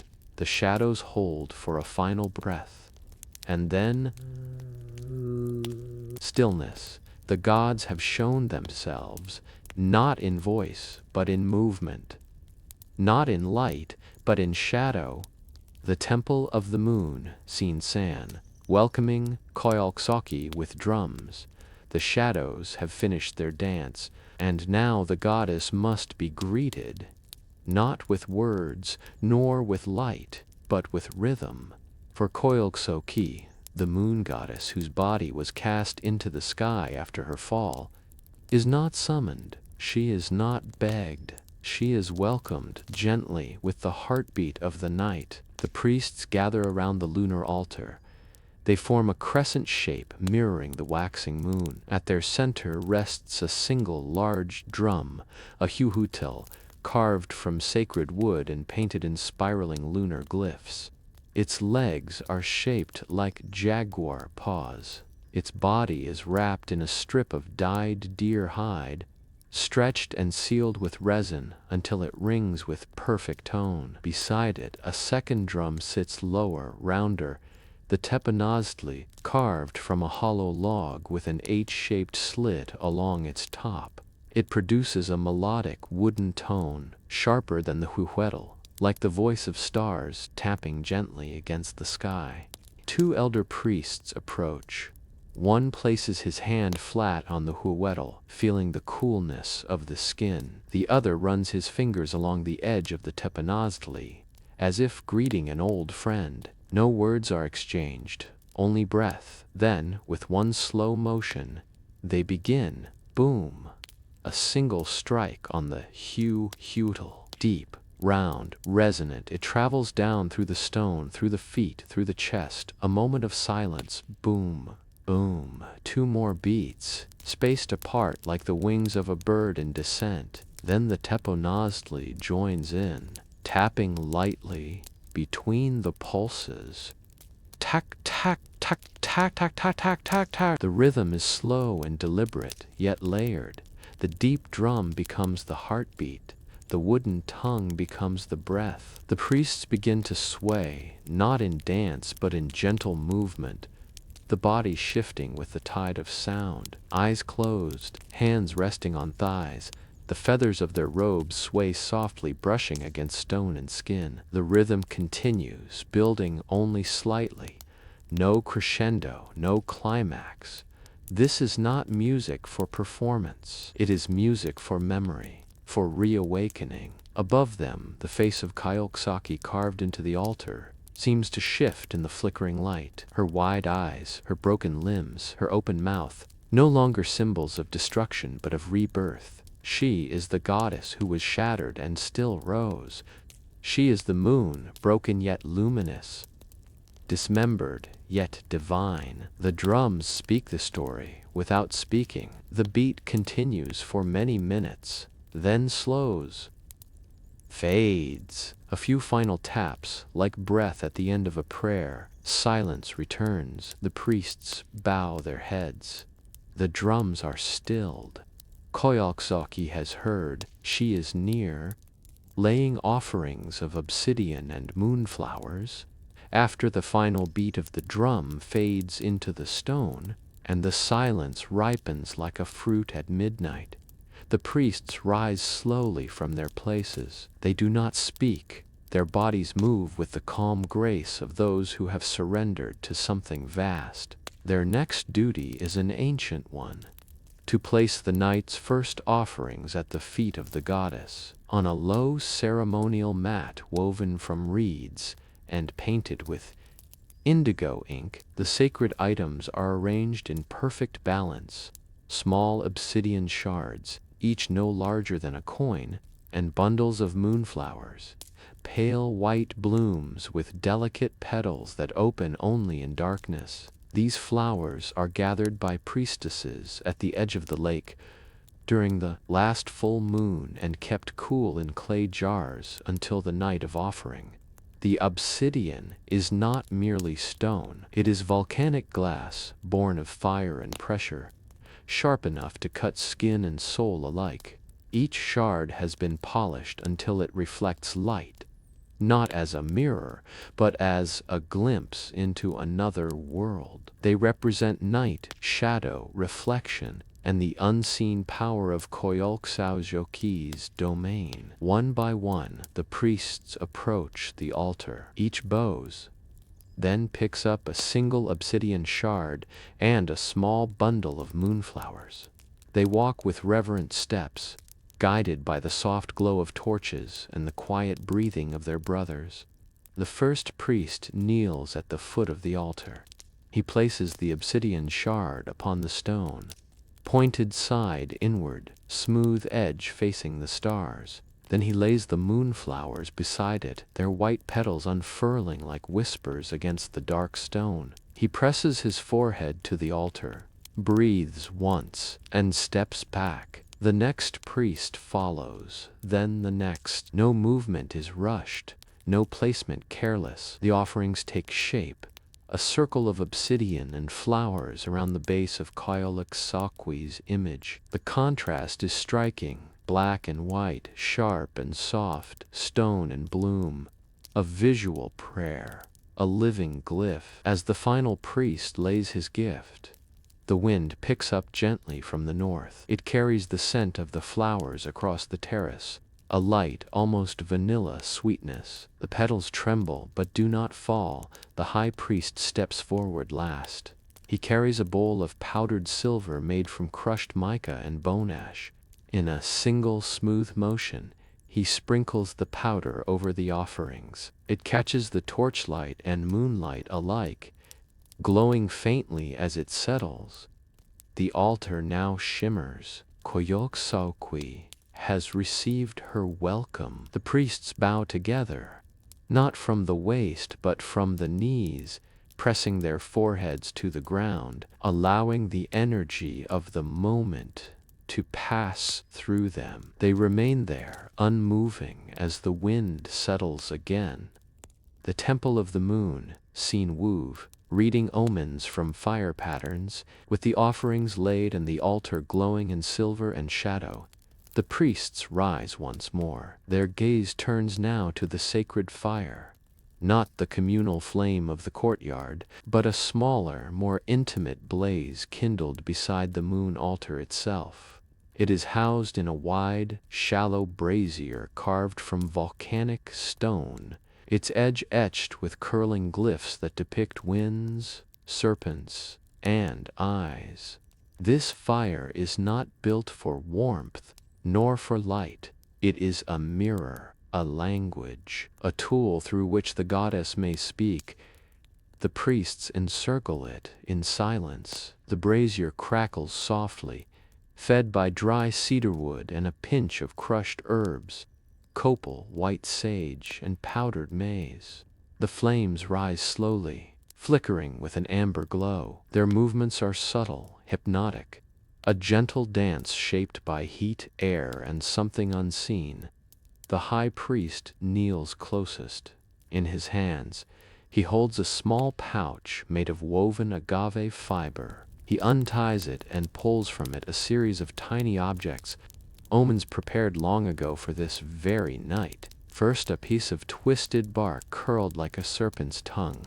He places it into the flame. The fire responds instantly. The flame twists sharply to the right, then flickers out on one side before reigniting. A low murmur passes through the circle. Not fear, not excitement, but attention. The priests record this not on paper, but in memory. Next, he drops a dried maize husk, brittle and golden. It crackles loudly as it burns, flaring up for a moment before settling into a blue-green shimmer. The light reflects in the priest's eyes like ghostly rain. Then, a sprig of dried flower petals, taken from the offerings of the previous moon cycle. The fire flutters, sparks leap upward, one glows bright and long before vanishing. Each response is studied. Each flicker, each color, each sound is an answer to an unspoken question. The flames speak of what is to come, what may be avoided, what must be embraced. The fire is not a prophet, it is a reflection. It shows not fate, but potential. The high priest lifts his hand and points into the flame. For a brief moment, the fire splits, forming what looks like two eyes. Then they collapse inward, the flame returning to a steady dance. He turns to the others. They say nothing, but each nods, understanding the shape, a sign of vigilance, of watching, a time to be still and to see. The fire speaks to each priest differently, but they do not argue. The goddess speaks through shadow and flame, never the same way twice. When the final item, a thin ribbon dyed with indigo, is laid into the fire, the flames rise sharply, then collapse into a low glow. The reading is complete. The omens have been heard, playing the bone flutes, after the flames have whispered their last, and the omens have curled upward like smoke into the sky. The air stills once more. It is time to speak again, not with voices but with music, the kind of music only the bones remember. From a cedar chest lined with rabbit fur, a junior priest retrieves a bundle wrapped in deer hide. He kneels before the circle and slowly unfolds it, revealing 4 flutes, long, hollow, delicate, each one carved from the femur of honored ancestors, polished until they gleam faintly in the torchlight. The bone is smooth, ivory-hued, engraved with winding patterns, serpents, flowers, breath lines, and the glyph for night. These are not instruments of joy, nor tools of entertainment. These are Tlapatzali Miki, the flutes of the dead. It is said they carry voices across the threshold of the worlds, and that every note draws the gods closer, as if coaxed from dream. The 4 flutists kneel in a crescent around the sacred fire. They lift their instruments to their lips. They do not look at each other. Their eyes are half closed, gazing inward. Then, without a signal, they begin to play. The first note is soft, high, breathy, almost indistinguishable from the wind. Then another follows, then a third. The fourth joins, deeper and slower, filling in the spaces between the others like water, rising in carved channels. The melody is not written, it is remembered. Each breath is slow, measured. The players do not move their bodies, only the flutes speak, singing a song shaped by air and memory. The sound drifts through the temple's upper court, mournful, beautiful, strange. It is the sound of ancient dreams, of rivers that once flowed through vanished cities, of stories never carved into stone. It is a call to the goddess, not to come, but to listen. Priests seated around the platform bow their heads. Some sway slightly, others press fingers to the stone beneath them, grounding themselves against the pull of the music. Above, the moon brightens, silvering the feathers in their robes, casting long shadows from the flutists' bodies. The altar seems to shimmer. The petals at Koyoksaki's feet tremble in the breeze, and still the music flows. Some notes trill like birdsong. Others stretch long and low, like wind brushing through trees at night. There are moments of silence between breaths, and those silences sing just as powerfully. The high priest closes his eyes and sees, not with vision, but with soul, a mother cradling a child beneath the stars, a river lit with floating candles, a jaguar walking backwards across the clouds. Then, slowly, the song fades. One by one, the flutes fall silent. The breath is spent. The air still holds the echoes. The goddess has heard, painting the night glyphs on walls. The music has faded. The air is rich with memory and breath. Now comes the moment to fix this night in form, to give it spirit, shape, and color. The priests must write upon the temple's skin what has stirred within their souls. This is the painting of the night glyphs. All along the inner walls of the Moon Temple's summit chamber lies a band of smooth plaster, freshly prepared earlier that day by novice hands. It is pale, pristine, and ready to receive the stories of this sacred night. No wall here is painted twice. Every layer is eventually buried, preserved beneath fresh plaster, building centuries of layered memory in silence.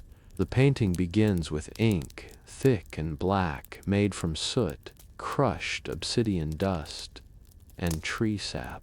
It is kept warm and resting in sand-lined fire pits, so the mixture remains fluid under the cool breath of the moon. The artists are not just priests. They are dreamers trained in the sacred script, the pictographs, spirals, spirit lines, and curling breath symbols passed down from the early suns.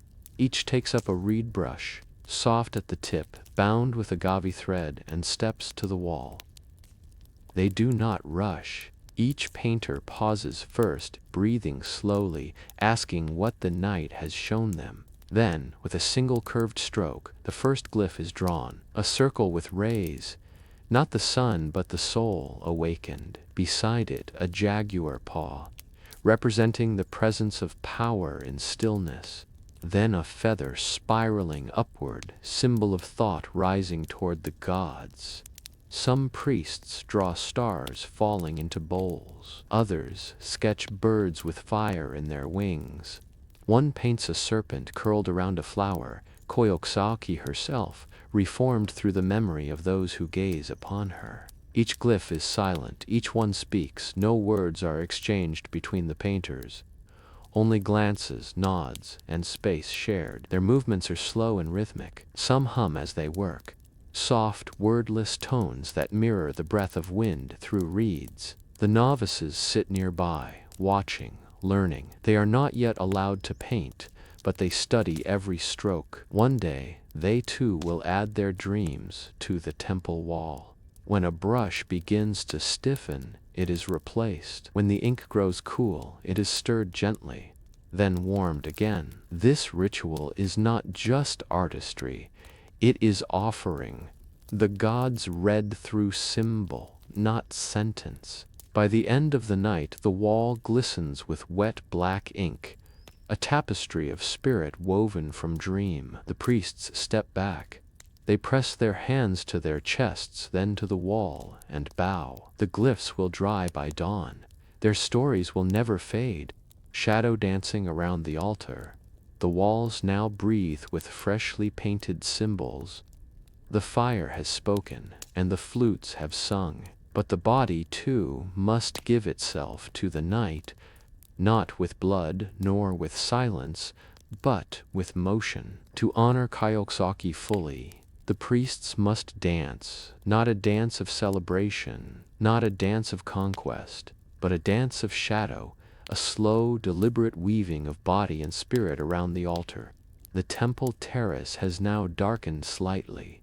Most torches are dimmed, only a handful remain, arranged in a wide circle beyond the altar, casting long, wavering shadows inward. Their flames stretch across the floor, across the walls, across the robes of the priests.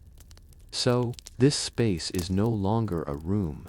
It is a canvas of shadow. One by one, the priests rise.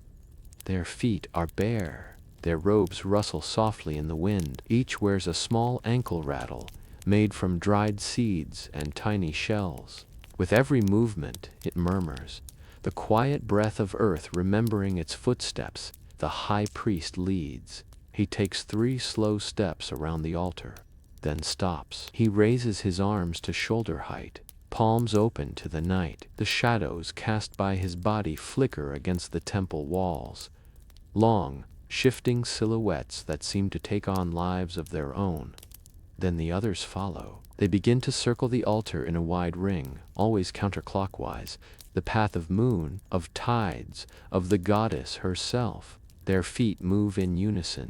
Step, pause, a rhythm as old as breath. Their arms sway with the weight of the feathers at their sleeves.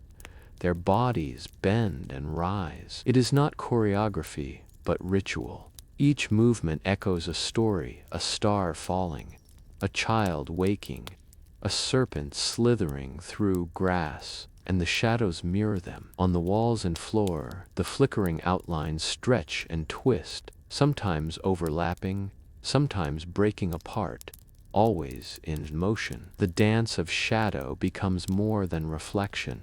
It becomes memory unfolding. No voices, no flutes, no drum, only the soft shuffling of feet, the gentle rattles, the flicker of firelight. Some dancers close their eyes, swaying as if caught in the slow current of a river.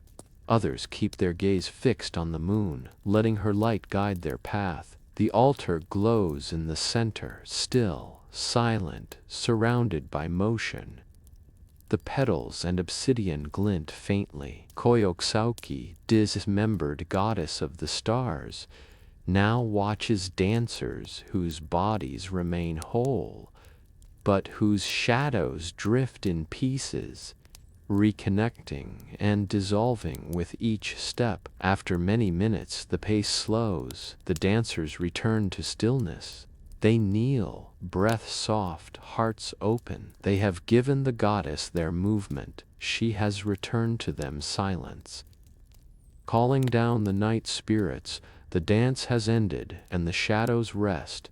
But the temple is not yet still. There is one more presence to be invited, one more breath to be summoned before the final chamber may open. The priests now call upon the unseen, the Talalakairo, the spirits of night. They are not gods in the strictest sense, but essences, echoes that drift between realms, whispers of vision and omen. Some are ancestral, others are formless, known only by sensation. A chill wind, a flickering flame, a dream that returns again and again. To call them is not to command, it is to welcome. The priests form a wide ring near the temple's upper courtyard, standing shoulder to shoulder beneath the open sky. The torches are extinguished now. Only moonlight guides them. The silence is heavy, not oppressive, but anticipatory, as if even the stones are waiting. The high priest lifts a hand. In it he holds a bundle of dried herbs wrapped in black cotton thread, sage, copal, marigold, and ground obsidian. He touches it to his lips, then lights it from a single ember held in a clay bowl. Smoke unfurls like a serpent, curling upward into the night air. The priests raise their hands, palms skyward, fingers spread. Their robes flutter gently in the cool wind. They do not chant. They do not speak. Instead, they exhale together. A long, slow breath released into the darkness, and the invocation begins. It is not a prayer, but a sound, a tone deeper than speech. One voice begins, humming low in the chest. Another joins. Soon, the air is filled with layered hums, each one slightly different in pitch, like waves overlapping. The sound rises, not in volume, but in presence. Then a whisper perdintalalokiotal, Iherikatl, Yohwali, the names of the spirits, Yohwali Ehkatl, night wind, Itzli stoneblade, Temazkaltachi, grandmother of healing steam. The names are ancient, some older than the city itself. With each name, the smoke thickens. It coils around the priests. It drifts along the stones, over the altar, up into the stars. The moon seems to burn a little brighter. A sudden gust of wind sweeps through the temple, carrying leaves and ash in a gentle spiral. The priests lower their hands and kneel. The humming fades, stillness returns. Then, soft, faint, a chill passes down every spine. A sensation, not cold, not warm. A presence. Koyoksoki is not alone. The night spirits have arrived. They do not show themselves. They do not speak. But every priest feels them, like eyes in the dark that do not threaten but remember. The veil is now at its thinnest. Entering the moon shrine for communion, the air is thick with the breath of the night spirits. The moon glows above like a silent guardian, casting silver light across every stone, every petal, every feathered robe. The final rite of the temple now begins. Not with ceremony, but with crossing. The priests must enter the shrine of Koyoksauki. It is not a room, but a chamber carved into the topmost layer of the pyramid. Hidden behind a thick stone archway painted in deep blue and lined with polished obsidian tiles. The entrance is low, requiring each priest to bow as they pass through. Not just physically, but spiritually. To enter upright would be arrogance. The moon goddess demands humility. One by one they pass beneath the arch. The chamber within is round and cool. Its ceiling curves like the dome of the night sky, and its floor is lined with smooth, white stones. A small circular altar rests in the center, surrounded by 4 obsidian bowls arranged in the shape of a cross, representing the 4 directions, the 4 winds, the 4 movements of time. The chamber glows faintly, lit not by fire but by moonlight streaming through a narrow opening carved into the roof. This shaft of light touches only the center of the altar, creating a sacred spotlight that gleams upon the bowl of offerings placed there earlier. Moonflowers, obsidian shards, and silver dust. The air inside is silent. It does not move, it listens. The priests gather in a tight circle around the altar. No one speaks, no one breathes loudly. The moment is too thin, too sacred to be broken. Then the high priest steps forward. He kneels and places both hands on the altar's edge. He bows his head and touches his forehead to the stone. He whispers Perian Koyoksoki, broken but eternal, dismembered yet whole in the sky. Guide us into the dark, guide us into the dream. His voice is barely audible, yet it echoes faintly along the walls. Each priest then approaches in turn, repeating the gesture, forehead to stone, palms to altar, breath to goddess. They do not ask for favors. They do not seek prophecy. They offer only presence. This is communion, not through language, but through proximity. To sit in silence with the divine, to allow the night to fill the spaces between thoughts. Some priests begin to hum, so quietly it's almost imagined.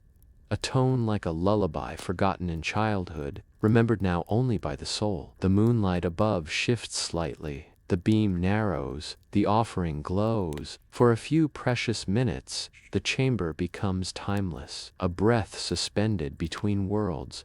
Then the beam moves, the light fades, and the chamber returns to shadow. One by one, the priests rise and depart, heads bowed, hearts full. They do not look back. The goddess has heard. She has answered in silence, lighting the flame with flint and prayer, while moonlight fades behind the temple's high walls, and the last breath of incense lingers in the shrine.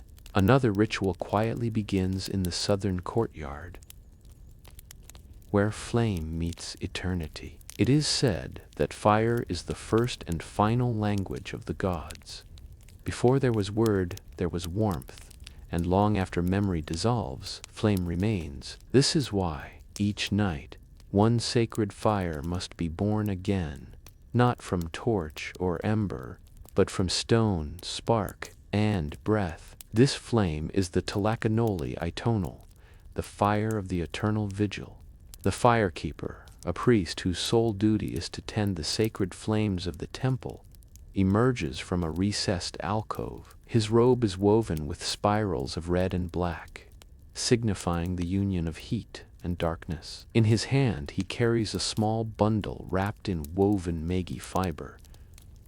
Inside it, two stones, flint and pyrite, the heart and the strike. He walks slowly toward the prepared fire pit, which lies at the base of a carved stone wall depicting Shudakutli, the god of fire and time. The pit is shallow, ringed with obsidian shards and ash from the previous night's flame. No spark ever leaves the circle unblessed. Around the pit, priests have gathered in silence. Some sit, others kneel. Their robes glow faintly with lingering torchlight, and their breath steams gently in the cooling air. The firekeeper kneels. From his sash, he removes a small pinch of dried moss, copal resin, and crushed bark. He places it in the center of the pit. He closes his eyes, and the others lower their heads. A chant begins, soft and slow, the sound of breath brushing against rhythm. Fire from breath, light from stone. Awaken once more, echo, and carry our prayers home. The firekeeper picks up the flint in his left hand, the pyrite in his right. He breathes slowly, then strike. A spark, missed. Another strike, still nothing. No one flinches, no one moves. Patience is part of the offering. On the third strike, a spark catches. It leaps into the dried moss and glows. He leans forward, cupping his hands around it, whispering his breath into the ember like a father speaking to a newborn. The spark brightens, the moss smolders, then flame. A thin, flickering tongue of fire curls upward into the night. The chant deepens, carry our voice, shine in the dark, feed the sky with light. More wood is added, dry, sacred cedar, split earlier and blessed by river water.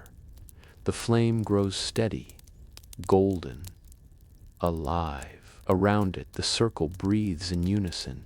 The fire does not roar, it hums. The vigil has begun. This flame will not be allowed to die until dawn. It will burn through the prayers, through the visions, through the silence, a companion to the gods and a witness to the night, guarding the flame with body and spirit. The fire lives now. Its light dances across the faces of the gathered priests, catching in the ridges of glyphs carved into the surrounding walls. The shadows it casts are long and shifting, not ominous, but watchful.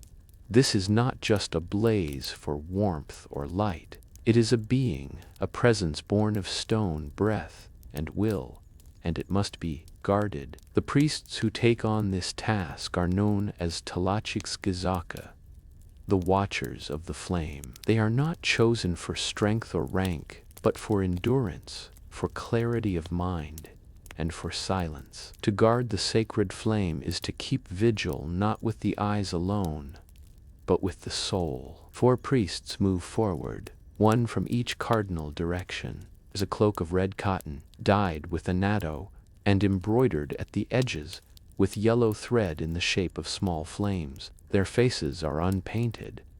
The fire must see them clearly. They take their positions around the flame, north, south, east, and west. Their staves are not weapons, but long polished rods of blackened wood, each capped with obsidian. They plant them in the ground at the edge of the fire circle. Then they kneel. Their eyes remain open, their hands rest on their thighs. They do not speak, and they do not move. They have entered a state of spiritual stillness, one that takes years of training to maintain. To break focus is to allow shadow to creep into the sacred flame. But this is not simply stillness for its own sake. It is listening. These guardians watch for more than sparks or wind. They watch for shifts in the flame, sudden flickers, bursts, or coils of smoke that move counter to the wind. The fire, in its flickering language, may speak warnings, or blessings, or questions, and so they watch. The other priests withdraw slightly, forming a second ring around the watchers. They sit in silent reverence, occasionally murmuring a breath prayer, but mostly observing the vigil. The flame crackles. Occasionally, a coal pops, or a gust of night air stirs the embers, sending a brief spiral of sparks skyward. The watchers do not flinch. Their breathing is slow. Their eyes reflect the fire's movement. Some say they do not see with the eye, but with the heart, that during the vigil their spirits expand, surrounding the flame like a second skin.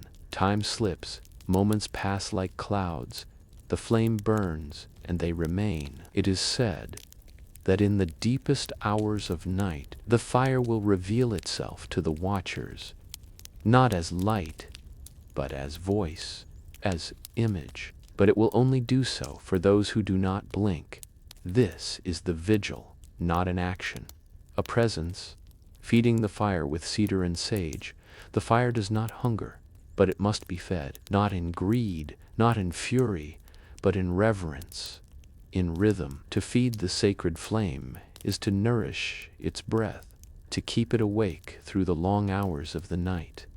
The fire is both witness and participant in the rites of the temple, and it must be honored as one of the gods. The watchers remain in place, unmoving, their eyes reflecting the flames like pools of still obsidian. Behind them a procession forms, a line of silent priests, each bearing a single bundle in their arms. These bundles are sacred materials, cedar branches, stripped and dried beneath the last full moon, and sprigs of sage, bound with McGee fiber.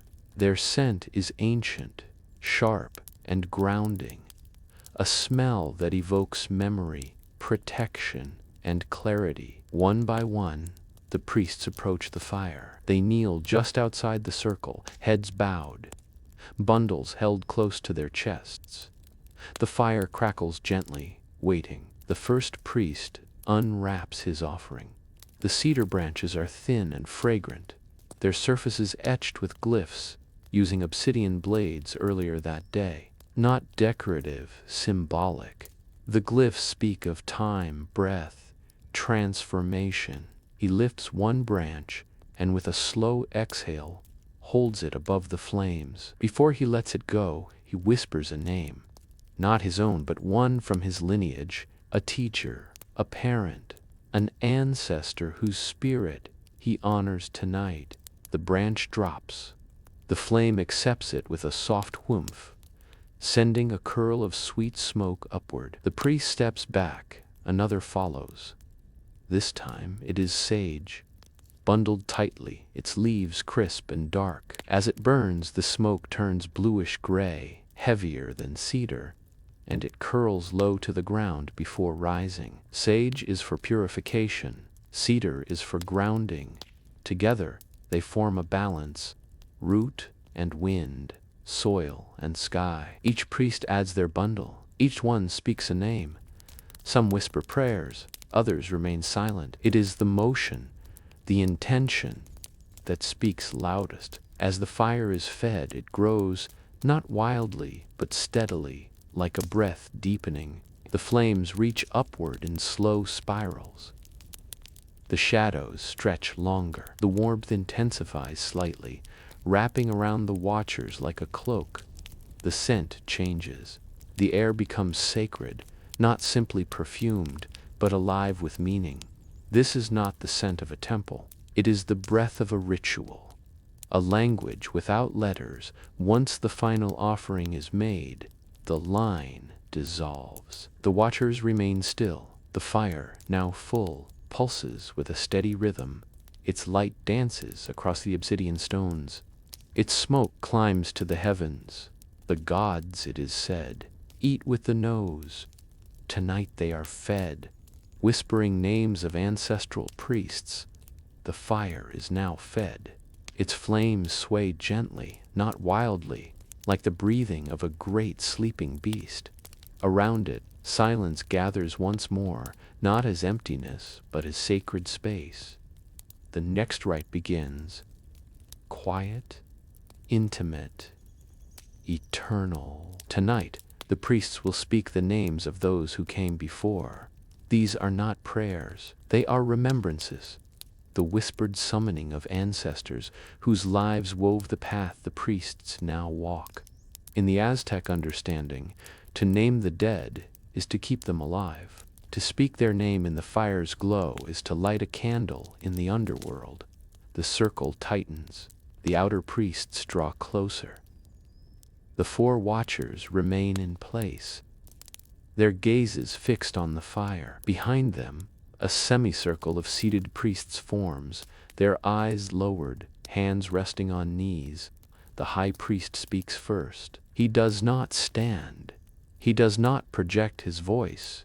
He whispers, Yautl, Xochitl, Metzli, one name after another, each word a breath, each breath a thread in the invisible tapestry of memory. Cuauhtemoc, Tizoc, Tzoltitl. Some are known, founders of temples, singers of sacred songs, painters of the first glyphs on sun-dried walls. Others are remembered only in these ceremonies, names never carved in stone, spoken only by generations of faithful voices. Each priest, when moved by the fire and the rhythm of remembrance, whispers their own string of names. There is no order, no instruction, only reverence.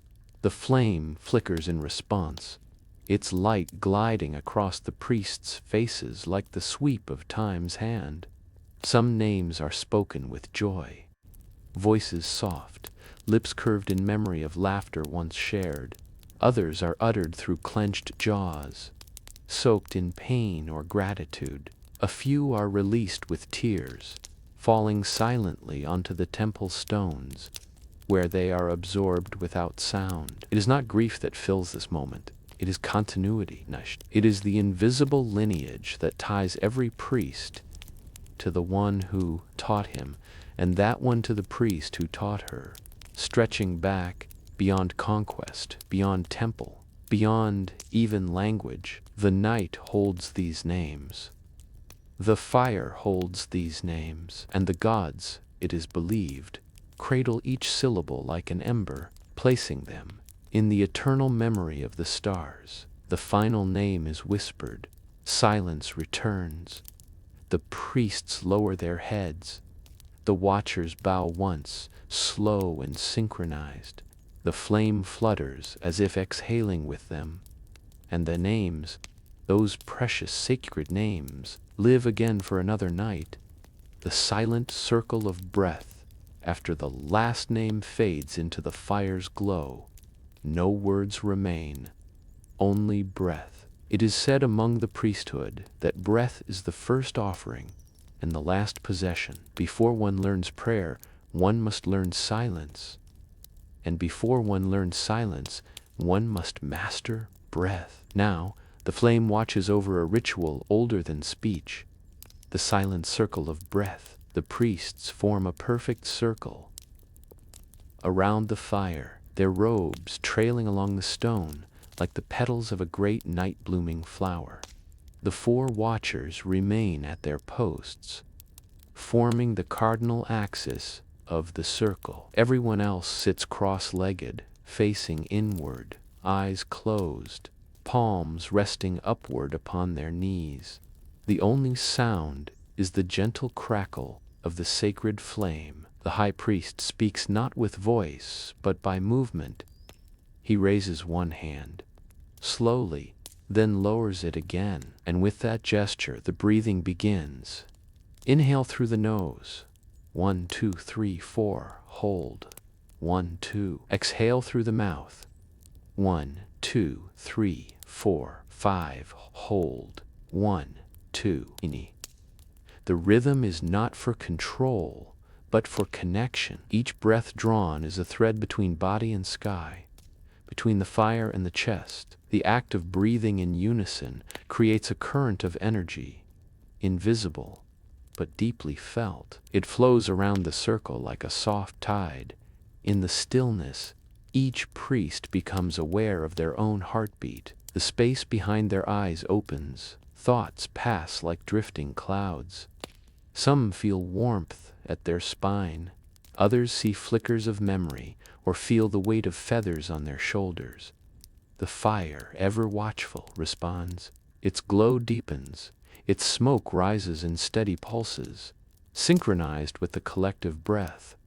The flame seems to listen. As the minutes pass, time itself loosens its grip. There is no past, no future, only the present moment, stretched wide like the sky. The breath continues.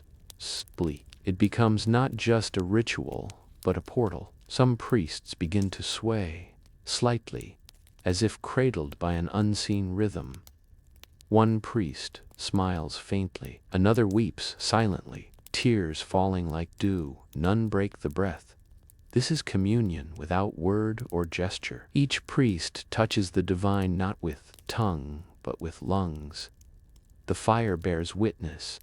The gods draw near, and then after what feels like a single eternal breath, stretched into infinity, the high priest raises his hand once more. The breath pauses, stillness, silence, presence, then a final breath, drawn together. The priests open their eyes, the fire glows. The night deepens, the circle is whole. The circle of breath dissolves gently, like mist kissed by the morning star. The silence remains not as emptiness, but as readiness. It is now time for the fire to carry not just memories of the past, but hopes for the future. The priests rise slowly, and from the shadows emerges a line of younger initiates, their robes simple, their eyes wide with quiet awe. Each one carries a small clay bowl in both hands, carefully shaped and painted with spirals of wind and flame. Inside each bowl seeds, not many, just a handful each. These are not simply foodstuffs, they are life, symbols of continuity. Seeds offered tonight are not meant to grow in earth, but in the spirit. They are prayers in potential, form a vow to those who will follow. The initiates kneel before the sacred fire, passing their bowls forward to the elder priests, who lift them high before the flames. The firelight gleams on the polished surfaces, casting golden reflections across each priest's face. Then the high priest, not for us alone, not for now alone, but for the children of the stars who will walk the paths we carve. Each elder priest repeats the words softly, as if cradling them in their mouths. Then one by one, they step to the edge of the flame. They do not toss the seeds into the fire. They place them, a small handful at a time, gently dropped onto the glowing embers. The seeds crackle faintly. Some pop, a few release tiny spirals of smoke. The air becomes rich with an earthy scent, ancient. It smells like rain on soil, like home. As the offerings continue, each priest speaks a single word, not in any known tongue. They do not resist. In burning, they are given to the gods. In smoke, they rise to the stars. When the final bowl is emptied, the high priest steps forward. He carries a single white seed, a maize kernel polished until it gleams like bone. This seed, it is said, was passed down from generation to generation. Never planted, only offered in fire. He kneels, places it upon the heart of the flame. The fire flares golden, then returns to stillness. The seeds are gone, but the offering remains. With the seeds now returned to fire and sky, the air grows charged, not with noise, but with presence. The watchers still kneel in silence. The elders stand solemnly. The initiates retreat into the shadows, eyes gleaming with reverence. Now the temple prepares to echo once more, not with drums or flutes, but with voice tough. This is the chant of the eternal path. It is not a hymn of glory, nor a tale of conquest. It is a chant of remembering, of walking and returning, of forgetting and recalling. It binds the breath of the living to the steps of the dead, so that no foot ever truly walks alone. The priests form a spiral around the sacred fire, a winding path that loops inward, each man a link in the great coil of time. The youngest stand at the edge. The elders stand nearest the flame. The spiral is not merely symbolic. It reflects the Milky Way, the serpent's coil. It is the shape of continuity. The chant begins with one voice, I love you, in the language of the ancestors. A second voice joins, T. Hen another, then 10, then 30. The sound rises, layer by layer, like a fog lifting from the lake at dawn. Each phrase is simple, no elaborate poetry, only truth. I walk the path you opened, I carry the fire you lit, I speak the name you whispered. There is no conductor, no hand lifts to lead. The chant moves like wind through tall grass. It knows where it is going even when the voices do not. Some priests close their eyes as they sing. Others gaze into the fire. Their hands rest on their chests or at their sides. The flames reflect in their eyes. Each voice is different, some gravelly, some clear as bells, but the harmony is profound, not in pitch, but in purpose. The words are old. Some may not even be fully understood, but meaning seeps through tone and breath. The gods do not require clarity of tongue, only clarity of heart. As the chant spirals inward, the elders near the fire begin to hum beneath the melody. A low, vibrating drone that fills the bones like thunder beneath the skin. The spiral slowly compresses, the song tightens, then silence. A single voice speaks the final line. And when I return, I will find you still walking, no applause, no response, only fire, only breath, only stars above, listening. The chant has faded. The spiral has unwound. Now, the priests move silently to the temple's eastern edge, where a long stone basin rests beneath the open sky. It is carved from volcanic rock and smoothed by the hands of generations. Inside it lies water, still, clear and silvered by the full moon's reflection. This is not ordinary water. It was drawn at dusk from Lake Texcoco, then blessed with breath and smoke before being carried in ceramic jugs up the temple steps. It rests now, cooled by night, wrapped in shadow, waiting for the touch of those who kept the fire alive. The priests approach in pairs. They do not speak. At the basin's edge, they remove their feathered gloves, roll back their sleeves, and bow over the stone rim. They look not at the water, but into it, There they see their reflections. But not only their own. The moon floats above their faces. The stars shimmer at their shoulders. Their ancestors peer back from the dark. One priest dips his hands into the water. The surface ripples gently, disrupting the mirrored world. He lifts his hands and lets the water fall back in slow arcs, cool streams catching the light. He cups a second handful and brings it to his forehead. He traces a line down to his lips, then his chest, a gesture of cleansing, not of the body, but of intention. The next priest follows, then the next. Each movement is slow and sacred. Some priests allow the water to wash over their arms to the elbow. Others simply touch their fingertips and rest them gently over their hearts. This act is called Atlogxochitl, water flower, a ritual of renewal, of softening. After the smoke, after the fire, after the voice, water returns. It cools what was heated. It soothes what was stirred. The watchers now rise from their long vigil and come forward. Their knees crack softly. Their limbs move slowly. Yet their gaze remains focused, serene. Each one repeats the gesture with deliberate grace, as though their fingers are painting silence across the surface of the world. When the last priest finishes, the basin is no longer still. It holds the prints of 100 hands. The moon's reflection dances among them, now broken, not shattered, but shared. The priests step back, they bow.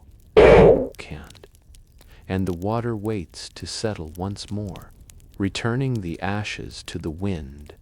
The water has cooled the hands of the priests, washing away the weight of fire and prayer. Yet something still remains, the sacred residue of the night's offerings, ashes, not the ordinary kind, but the remains of cedar, sage seeds, and breath. What the fire chose not to consume, but to transform. These ashes are not waste. They are memory made visible, and now they must be released. At the foot of the still glowing flame lies a shallow bronze dish. It has caught the fine, gray powder of the night's burning, its rim darkened with time, its surface warm to the touch. The firekeeper, kneeling alone before it, stirs the ashes gently with a carved feather wand. He does not disturb them, he awakens them. From a ceremonial alcove he retrieves a folded square of woven cotton, dyed indigo, embroidered with a swirling wind glyph. This cloth is known as the Ekakatl Talamak, the windkeeper's mantle. One by one, the priests approach. Each priest pinches a small amount of ash between thumb and finger. He bows to the fire, lifts the ash to his forehead, then steps aside. When all have gathered, the high priest raises the mantle to the sky. The air is still, and then a whisper of wind. It arrives not in a gust, but like the sigh of a sleeping earth. The leaves rustle, the smoke stirs, the flames lean gently toward the east. This is the signal. The high priest moves to the edge of the temple platform, overlooking the open valley below. One by one, the priests come to his side, releasing their ashes into the wind with open palms. The ashes drift upward, then outward, weightless like breath. They scatter like silver dust under the moonlight, disappearing into the dark. Some swirl, some rise, others fall gently into the lake breeze, carried far across the water. To release the ashes is not to lose them, it is to entrust them. The priests remain at the edge for several minutes, hands still lifted. Their fingers tingle. Their eyes follow the invisible paths of what has been given away. The wind passes through their robes like spirit, and just as gently as it came, it fades. The ritual is complete. The fire has spoken, and the wind has answered. The wind has taken the ashes. The fire burns low, not extinguished but resting, its breath now shallow, its glow soft like coals beneath a blanket. The stars have and along the eastern horizon, the black velvet of night has begun to fray, touched by the faintest thread of silver blue. The priests know the hour, the vigil must end, but no ritual closes in silence. It closes in rhythm. The sound of return. From the western portico of the temple, a young priest emerges bearing the huhuetl, the sacred standing drum of time, taller than a man's waist, made from hollowed cedar and bound with deer hide. It is painted with the face of Tonatiuh, the rising sun. This is the dawn drum. It is not played for the gods. It is played for the world, to tell it that the night has ended, and day must now begin. Kon. The priest sets the drum beside the dying fire. His hands tremble slightly as he lifts the mallets, long sticks tipped with cloth and wax. Around him the others gather. Some stand, others kneel. All eyes are on the sky, now lightening into a deep cobalt. The first beat comes softly. Boom. Then silence. Boom. Boom. A second and third, slower than heartbeat, deeper than breath. The sound reverberates across the stone, across the air, across the skin. It does not rush. It rolls, like thunder behind mountains. The priest continues, increasing the rhythm, still calm, still measured. Each beat is like a door opening, a veil lifting. The watchers step forward, their staves in hand. With slow, circular motion, they raise them above their heads, then plant them firmly into the earth. Another drum joins in, a tepanostli, its wooden tones sharper, like birdsong piercing dawn's silence. Tak tak boom, tak boom, tak tak. The rhythm becomes a language. The sun, still hidden, listens. The priests begin to sway. They chant, low and guttural, mouths open not in words, but in sound. It is not the chant of the eternal path, nor of names. It is the chant of now, of light returning, of the gods who ride the wind toward morning. A red line appears on the eastern horizon. A single bird calls, and then, light, the sun crests, the drums cease, the fire flickers once more, then fades. The vigil is complete, and the world begins again, preparing the dreaming hall with feathers and smoke. As the golden thread of morning stretches across the valley, the priests begin their descent from the high temple. Their steps are slow, not from weariness, but from the solemnity that follows deep communion. Though the fire is now quiet, another sacred realm awaits, the world of dreams. For the Aztec priests, dreaming is not sleep. It is an act of travel, of crossing thresholds, of stepping through veils that separate flesh from spirit. And the place where this sacred dream begins is known as the Kalmakak, Tepetzali, the dreaming hall of feathers. It lies just below the main temple, carved into the heart of a quiet courtyard, surrounded by flowering trees and stone columns etched with serpents. Here time feels slower. The wind whispers through open corridors. It is a place between worlds. Younger priests move quickly and quietly, preparing the space. First they bring quetzal feathers, long iridescent, emerald green plumes that shimmer like still water in sunlight. These feathers are sacred, each one a gift from the gods, plucked with ritual and care, stored in obsidian-lined cases. They are not for decoration, they are for anchoring dreams. The feathers are arranged in concentric circles on the ground, forming a radiant nest upon woven sleeping mats. In the center of each mat is placed a single obsidian mirror, small, polished black as the underworld. These mirrors will act as dream portals, reflecting not the face but the unseen. Next comes the smoke. A novice priest carries a ceramic censer shaped like a coiled serpent. Inside, burning copal resin and crushed nightshade leaves create a thick, fragrant cloud. As he walks the perimeter of the dreaming chamber, he swings the censer gently, allowing the smoke to drift over feathers, mirrors, mats, and stone alike.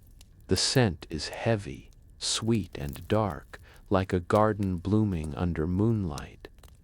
The high priest enters last. He carries with him the codex of Oniric paths, a folded screen of deerskin painted with glyphs and maps that chart known dream routes.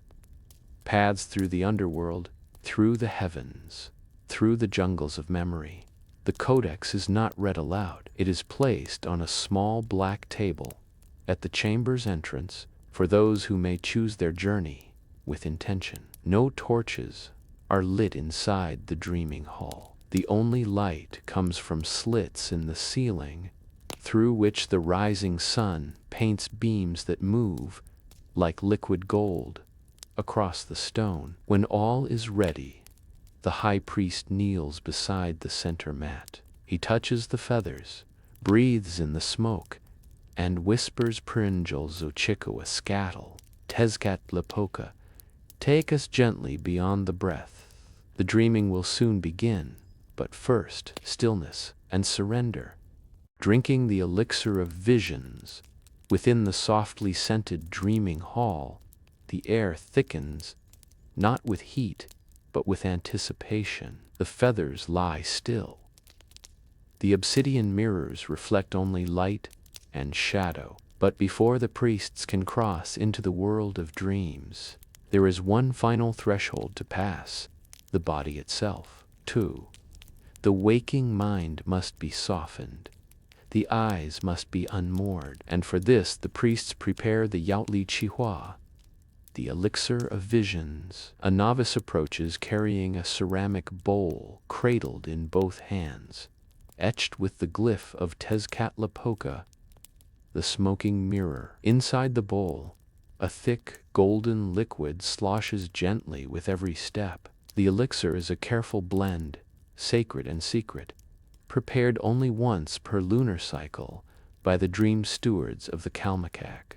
Its ingredients are few, but potent Bernial, Yautli Mexican, marigold, for clarity of vision, Uoloyuki seeds, ground into fine powder to unfasten the boundaries of thought, a few drops of fermented cacao nectar to sweeten the passage, toots, and a trace of piatl, sacred cactus, used only in minute amounts and with great reverence. The liquid is not hot nor cold. It is thick like honey and bitter like roots. Each priest receives a small cup, hand-shaped from dried gourds, decorated with spirals, stars, and serpent glyphs. They bow before receiving it, raising it first to the 4 cardinal directions before bringing it to their lips. They do not drink quickly. They sip slowly, ritually. The taste is sharp, earthy, and laced with a sudden brightness that blooms in the back of the throat. Some priests close their eyes, others hum softly. The air inside the dreaming hall seems to shift. Light grows hazy. Feathers shimmer slightly at the edge of vision. After drinking, each priest places their cup upside down on the mat before them, a gesture of offering, a seal to the act. The novices then collect the cups and retreat silently. Within minutes, the effects begin. The heart slows. The breath deepens. The sound of wind outside fades until it becomes a low, steady whisper. The obsidian mirrors on the mat seem to darken, drawing in light. Not glowing, absorbing, waiting. The elixir does not force dreams. It opens the gate.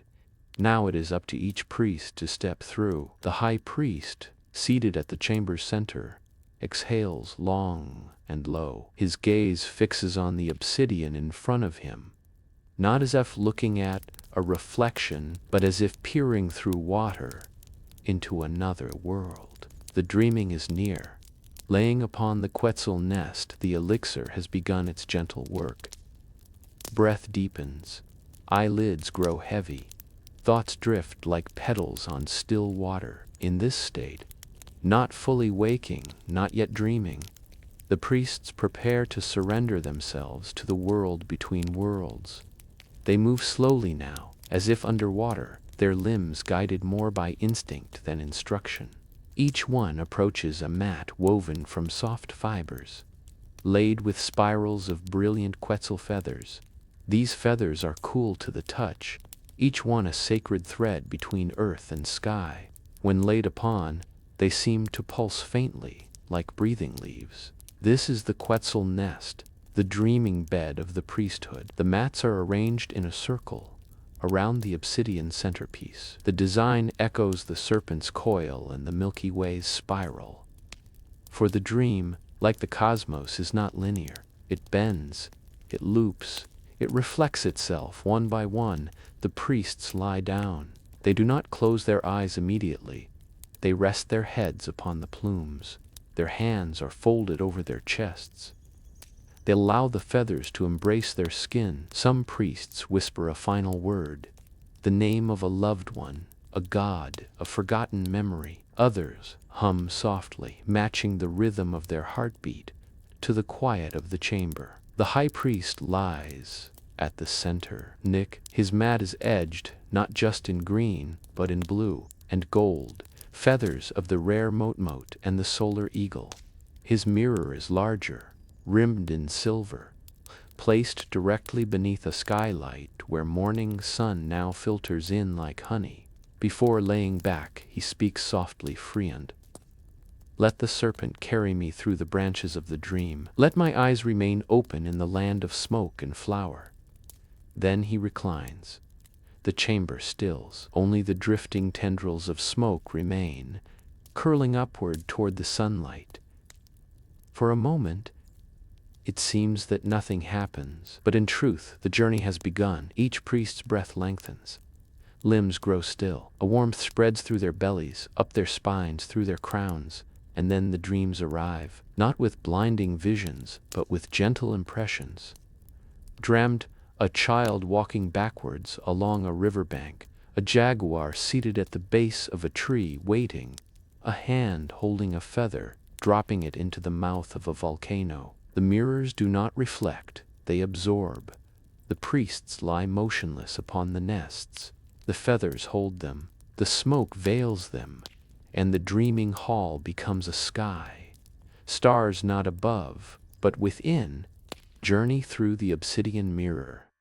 The dreaming hall falls silent, its breath shallow as the priests sink deeper into the feathered embrace.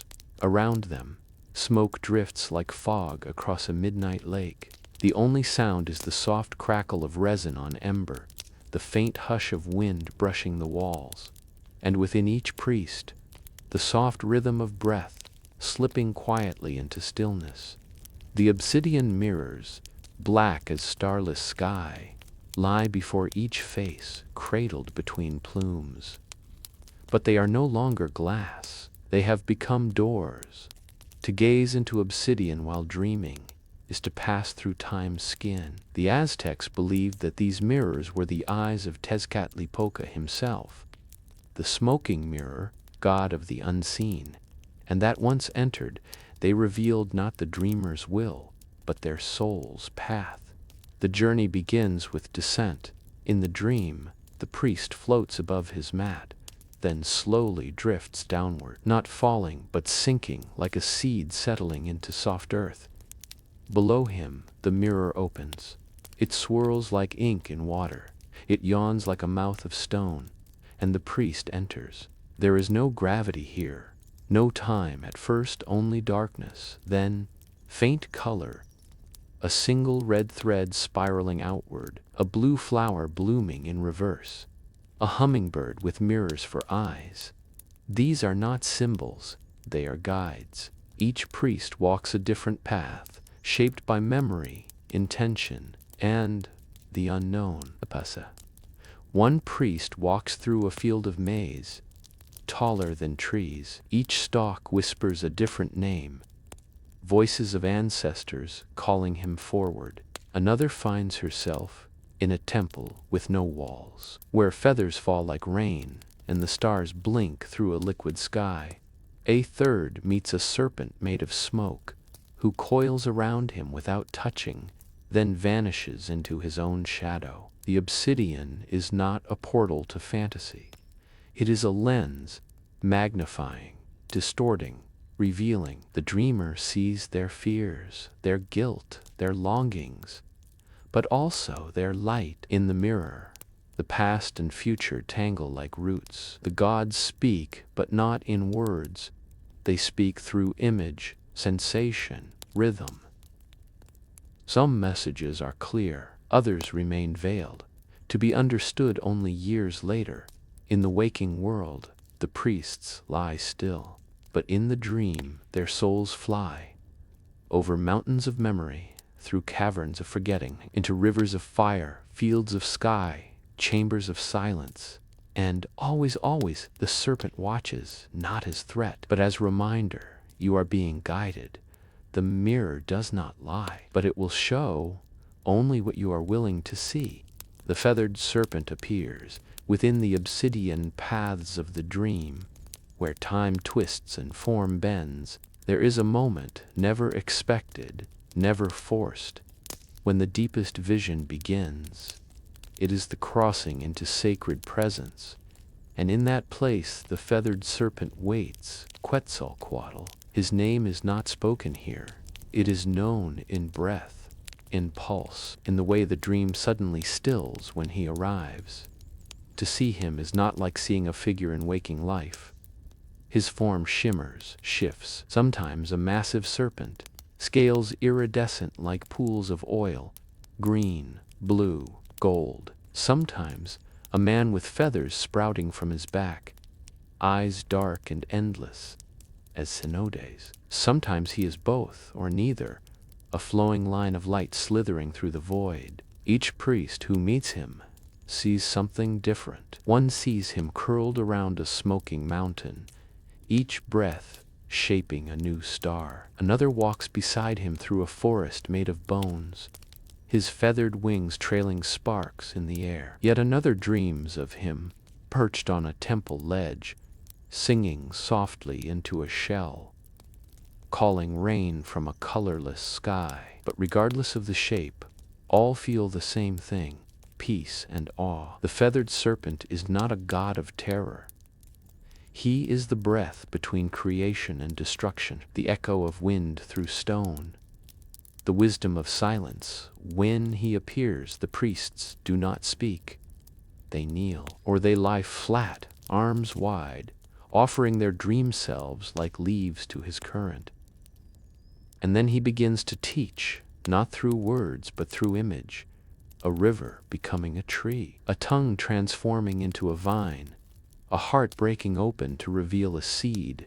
Each vision is a lesson, some clear, others cryptic. Some bring tears, others laughter, some only silence. The feathered serpent may wrap himself around a priest's body, not to constrict, but to hold, like the embrace of the wind. In that moment, the priest feels weightless, suspended in a memory older than his own bones. This is the highest gift of the dreaming hall. Not to dream, but to encounter, to feel oneself seen by the divine, to learn without asking, to understand without knowing.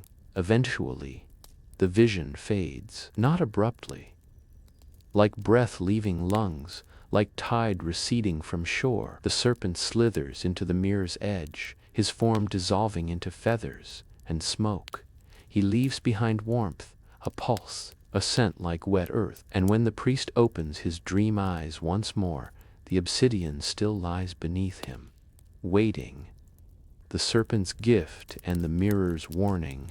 As the feathered serpent slips back into shadow, the air within the dream does not settle. Instead, it sharpens, a current of stillness that hums with hidden tension.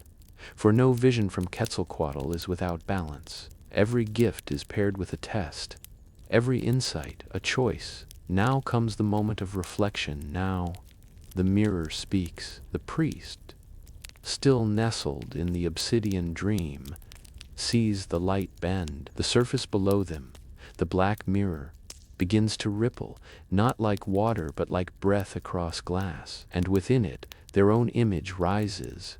But it is not the face they expect. It may be younger, older, wounded, smiling, It may wear paint never worn in life, or carry scars not yet received. The mirror reveals the soul as it is, stripped of title, role, and ritual. And within that reflection, the priest sees two things: servantring gift, a vision of what might be, a flash of clarity, a path not yet walked, freeing warning, a shadow on that path, a truth that must be faced, a flaw long ignored. One priest sees himself as a teacher, surrounded by young voices, echoing songs he has not yet sung. But behind him, a silence, filled with missed chances and the fading memory of his own mentor, whose name he failed to speak aloud. Another sees herself leading a great ceremony, her voice strong, her hands steady, but around her,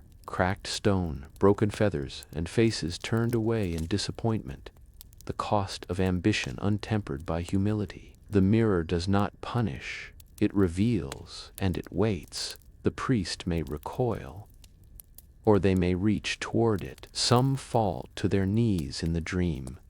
Others sit cross-legged, breathing deeply, absorbing what they must. The mirror offers no guidance, only reflection. And if the priest accepts both gift and warning, if they bow before their own image with honesty, the mirror responds. Its glow deepens.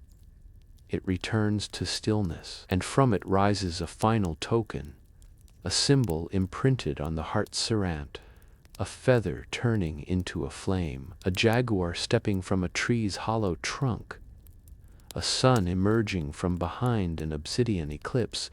These are signs, not to be decoded at once, but carried back through the layers of dream, back into the feathered hall, back into the waking world. The serpent has passed, the mirror has spoken, and the dream has done its work.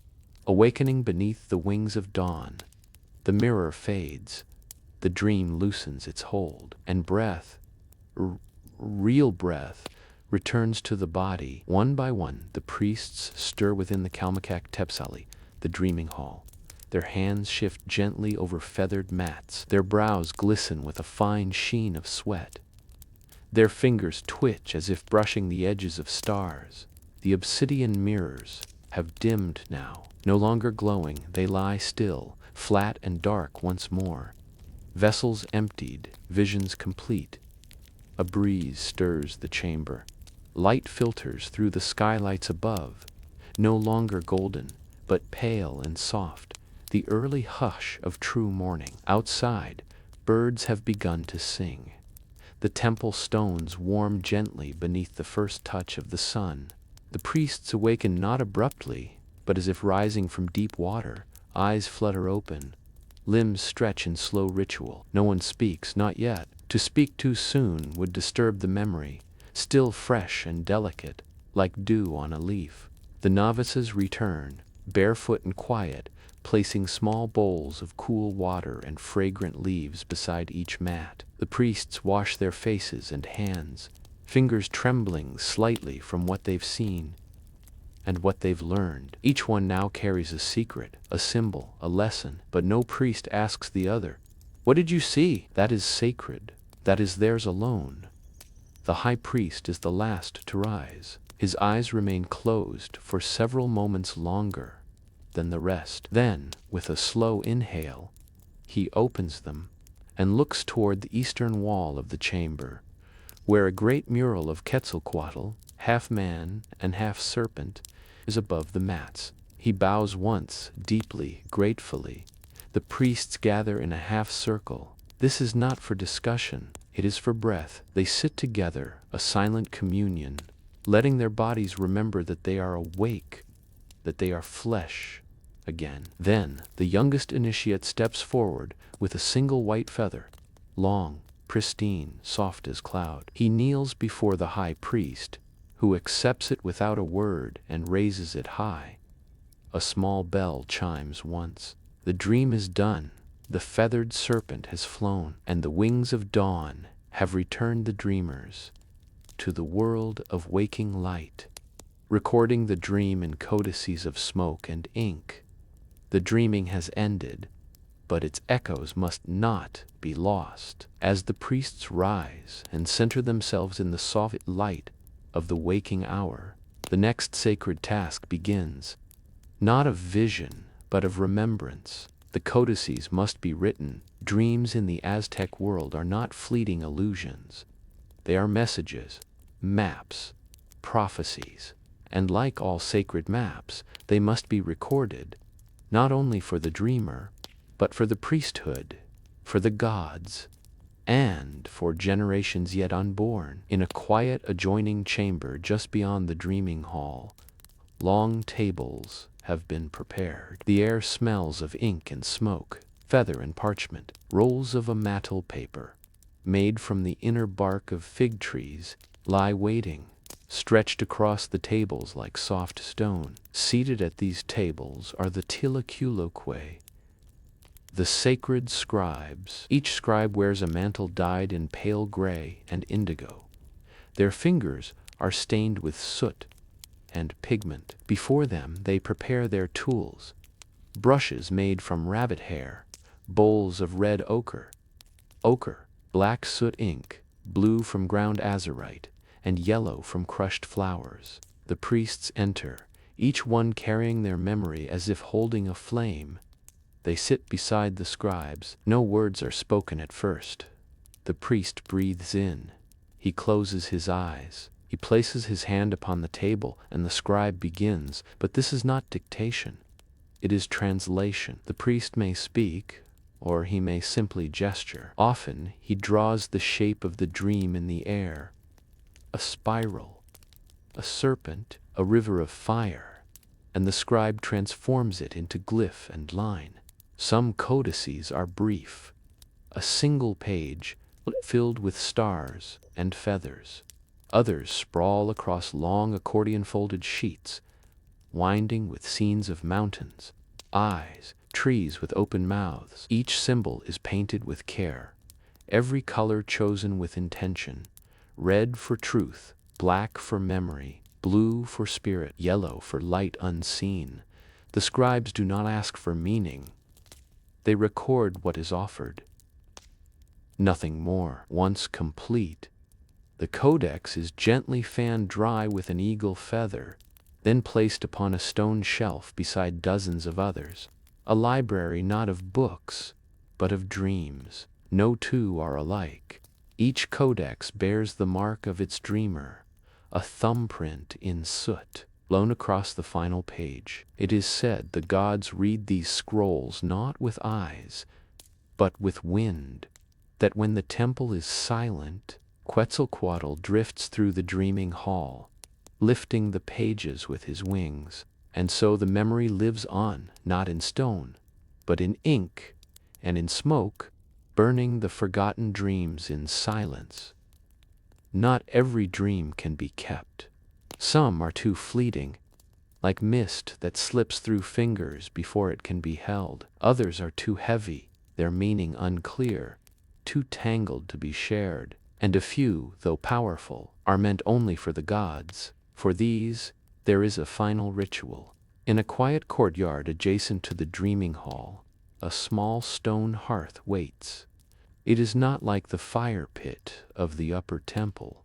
It is low, unadorned, with no circle of priests around it. This is not a place of ceremony, but of release. Here, the priests come alone, carrying what was never meant to be recorded. Sometimes it is a scrap of parchment, marked with a single line, a shape, a word that clings to the edge of memory.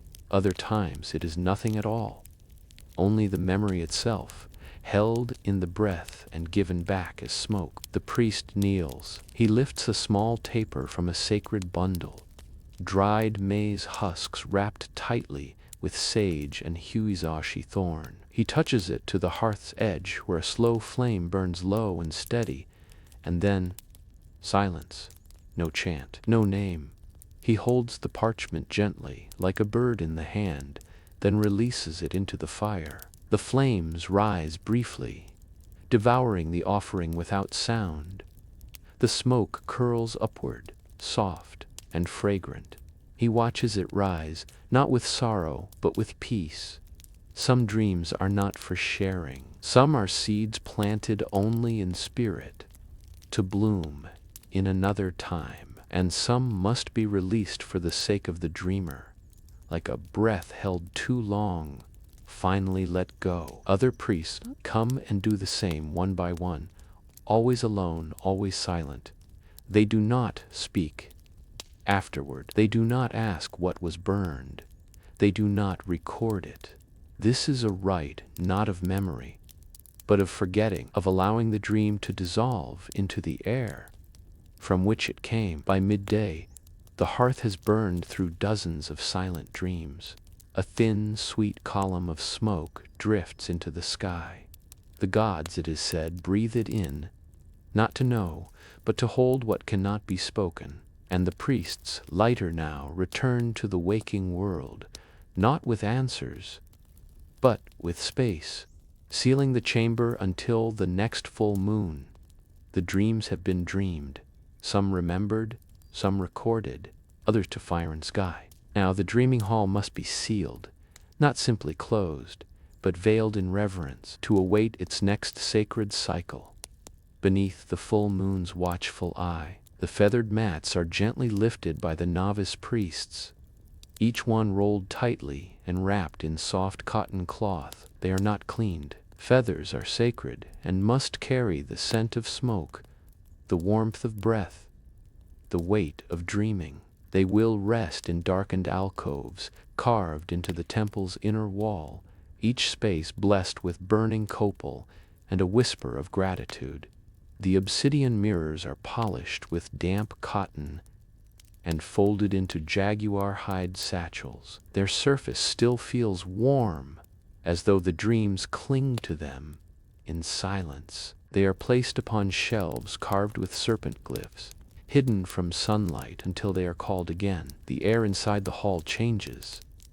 It feels cooler now, still, but not empty, like a room that knows its purpose has been fulfilled. A pair of elders step forward with its Tzompantli key, a carved obsidian rod shaped like a serpent with two fangs pointing downward. It is used only once per moon cycle. To mark the moment, the dreaming space is officially sealed. They approach the central altar where the Codex of Wuneric Paths still rests. The high priest speaks softly, Serant. Let the dreams sleep until the sky is full again. He lifts the codex and folds it closed. The novices place woven reed screens across the chamber's doorways, not to bar entrance, but to filter breath, to dim the pull of the world outside.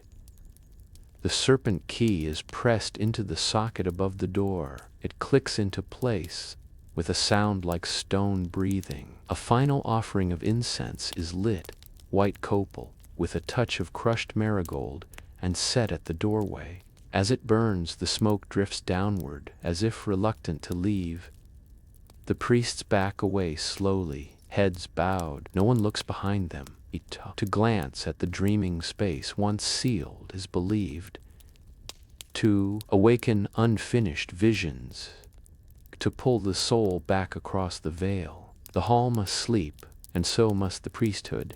Outside, the courtyard is bathed in the full sun of midday. Children play in the distant plazas. Vendors call out beneath awnings of red and gold. But inside the sealed chamber, feathers rest, mirrors dream, and the serpent waits. In one moon's time they will return, and the dreaming will begin again, gathering before the Tonopahwali, in the heart of the ceremonial city. Beneath the first rays of the morning sun, a vast stone glistens with dew, circular and magnificent. It is carved with such detail that its grooves seem to shift in the light, creating the illusion that the stone breathes. This is no ordinary monument. It is the Tonopahwali, the sacred Aztec calendar stone. And today, it must be cleansed. Priests gather early, long before the city stirs. Their robes are pristine, deep blue and gold, embroidered with solar rays and time glyphs. Each step they take toward the plaza is deliberate, their sandals whispering across the cool stone walkways. This is not just ritual, it is devotion in motion. The calendar stone, with its 20-day signs and the great sun face at its center, represents more than time. It is a living embodiment of balance, prophecy, and divine rhythm. Its cleansing is an act of cosmic renewal, a ritual to reawaken the sacred alignment between the gods, the heavens, and the people. Before the ritual begins, the high priest approaches the stone and kneels. He places his hands flat upon its surface. Close, he listens, for the calendar is not a tool, but a voice, a song of cycles, a rhythm of days and destinies. The priest whispers the names of the tonali, the spirits of each day, and with each name, a feathered attendant echoes him, marking the cadence on a small drum. Sipactli ihekadal kali quetzpalin, the stone is now awake.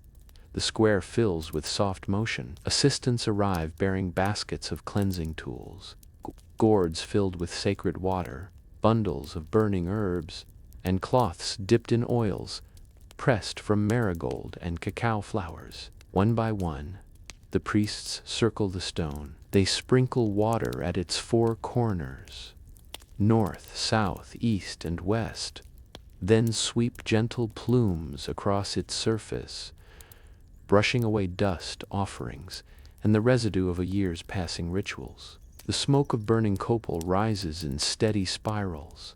The scent is rich, earthy, and resinous. It clings to the carvings, sinking into the faces of gods etched in basalt. Tonatiuh, Shutakutli, Talalak. Their stony eyes seem to shimmer. Drums begin, soft at first, like distant footsteps of time approaching. The entire plaza becomes a sacred clock, each motion a tick, each prayer a talk. As the stone is washed with smoke and song, the people begin to gather at the plaza's edge, silent, heads bowed, waiting to witness the cleansing of their past and the opening of another sacred cycle. The ritual has begun, and time itself stands still to watch. The four corners of time are marked. The cleansing of the tonalpohuali is not only an act of purification, it is the reawakening of time itself. As the stone breathes beneath feather and smoke, the priests now turn their focus to the four corners of the world, the sacred directions that give shape to the sun's journey and the structure of existence. These are not mere compass points. They are forces, they are gods, they are life's framework. At each cardinal point around the calendar stone, a priest stands in position, facing inward, toward the stone's center. Each one represents a direction, an element, a color, and a guardian deity. Trerdi. East, Tlalocan, color red, ruled by Zp Totec, the flayed god of renewal and agriculture. Eskir West Sihuatlampa Defin, color white, ruled by Quetzalcoatl, the feathered serpent and giver of wind and wisdom. Asu North Miclampa Dumans, color black, ruled by Tezcatlipoca, the smoking mirror, master of night and fate. Huit South Huitzlampa Lambs, color blue, ruled by Huitzilopochtli, god of the sun and war. Each priest wears a headdress dyed in their direction's hue, their robes embroidered with matching glyphs. In their hands, they carry ritual staffs, carved wood tipped with obsidian, feathers, and bells that tinkle softly with each movement. At the high priest's silent signal, they raise their staffs high into the air. Each then steps forward, touching the base of the calendar stone with the tip of their staff, calling out the name of their guardian direction. Exip Totec, Tlaquiloa Tlalocan, Quetzalcoatl, Tlazo Kamati Sihuatlampa, Tezcatlipoca, Hue Tezcatl Mictlampa Huitzilopochtli Titlazo Kamati Huitzlampa. The voices rise one after another, forming a fourfold chant that rings through the plaza like wind bending around a mountain. From above, the formation is perfect, a cross of colors radiating from the stone's center, turning the earth into a living glyph. Novices step forward, carrying bowls of colored flower petals, each aligned with its direction. They cast them into the air in sweeping arcs. Zirandosh red petals to the east, falling like drops of sunblood. 2 white petals to the west, drifting like morning mist. 2 black petals to the north, gliding like shadowed feathers. Dour blue petals to the south, dancing like falling sky. The petals scatter and spiral downward, carried by the gentle wind that always seems to rise during this rite. The calendar stone is now fully activated. Each day sign engraved upon it pulses with color. Shadow, meaning time, like the gods, is watching, and it remembers who welcomed it back. Offering the heart of the cycle, the stone has been awakened. The 4 corners of time have been called. The petals of the sacred directions now rest gently upon the tonalpohualli, like prayers fallen from the sky. Now comes the most solemn act of the ritual. The heart of the cycle must be offered. It is not a heart of flesh, it is a symbol, a sacred object representing the lifeblood of the calendar itself. For the Aztecs, time is alive. It is fed not just by movement, but by offering. To keep the wheels of fate turning, something of value must be returned to the gods. From a nearby altar, 2 elder priests lift a small obsidian chest adorned with spiral motifs and feathered edges. Within lies the heart, a carved orb of polished jade, smooth and deep green, veined like a living thing. This orb is the Yolotl Hue tonal, the great heart of time. The chest is carried in slow procession around the calendar stone, accompanied by the low rhythm of turtle shell drums. Onlookers fall into hushed silence. Even the birds seem to still in the sky. As the chest circles, a priest chants softly. Front, in every turn, a breath. In every breath, a sun. In every sun, a god reborn. When the chest reaches the eastern edge of the stone, the high priest steps forward. His hands are painted red from marigold dye. His forehead is marked with a glyph of Tonatiuh, the 5th sun, the current age, the present world. He opens the chest and lifts the jade orb. It glows faintly in the light, not with magic, but with reverence. 1,000 fingers have polished it through centuries of prayer.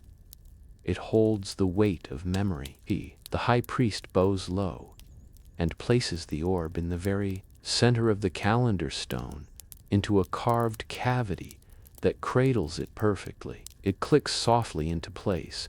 The moment is still. Then, a gust of wind.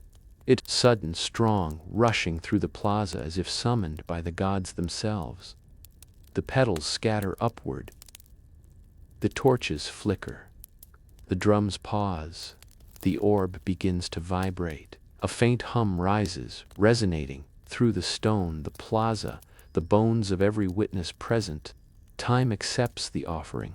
The calendar, now complete, now cleansed, now fed, has become more than stone. It is a wheel turning beneath the surface of the world. And the next cycle begins. Tracing the days with sacred pigment, the jade heart rests at the stone's center, pulsing with quiet strength. Around it, time unfurls, not in seconds but in glyphs. The 20-day signs carved into the tonalpohualli form a radiant ring, each representing a distinct aspect of life, nature, and divine rhythm. Now these signs must be reawakened, not by voice, not by prayer, but by touch. From the side of the plaza, 3 novice priests step forward. each carrying a lacquered bowl of sacred pigment pirandal. Ice one holds ochre red, symbol of blood and rebirth. One carries indigo blue, the color of the sky and dreams. The last holds black soot ink, the mark of night, memory, and Tezcatlipoca. Their fingers are bare. They dip them into the pigment with care. No brushes, no tools. The act must be intimate. Human skin must touch. Starting from the east, the first novice places his red-marked finger upon the Sapactli glyph, the crocodile, the first day sign, symbolizing birth and the foundation of the world. He traces its shape, slowly, deliberately. The glyph glows subtly beneath his touch, its grooves filled with the rich color of life. He steps aside. The next novice follows, using blue to anoint the Ehecatl glyph, the wind. He circles the spiral pattern, and for a moment a faint breeze stirs, as though the god breathes once more. Then comes black, pressed into Kali, the house. The soot stains the stone, like shadow returning home. This process continues around the ring.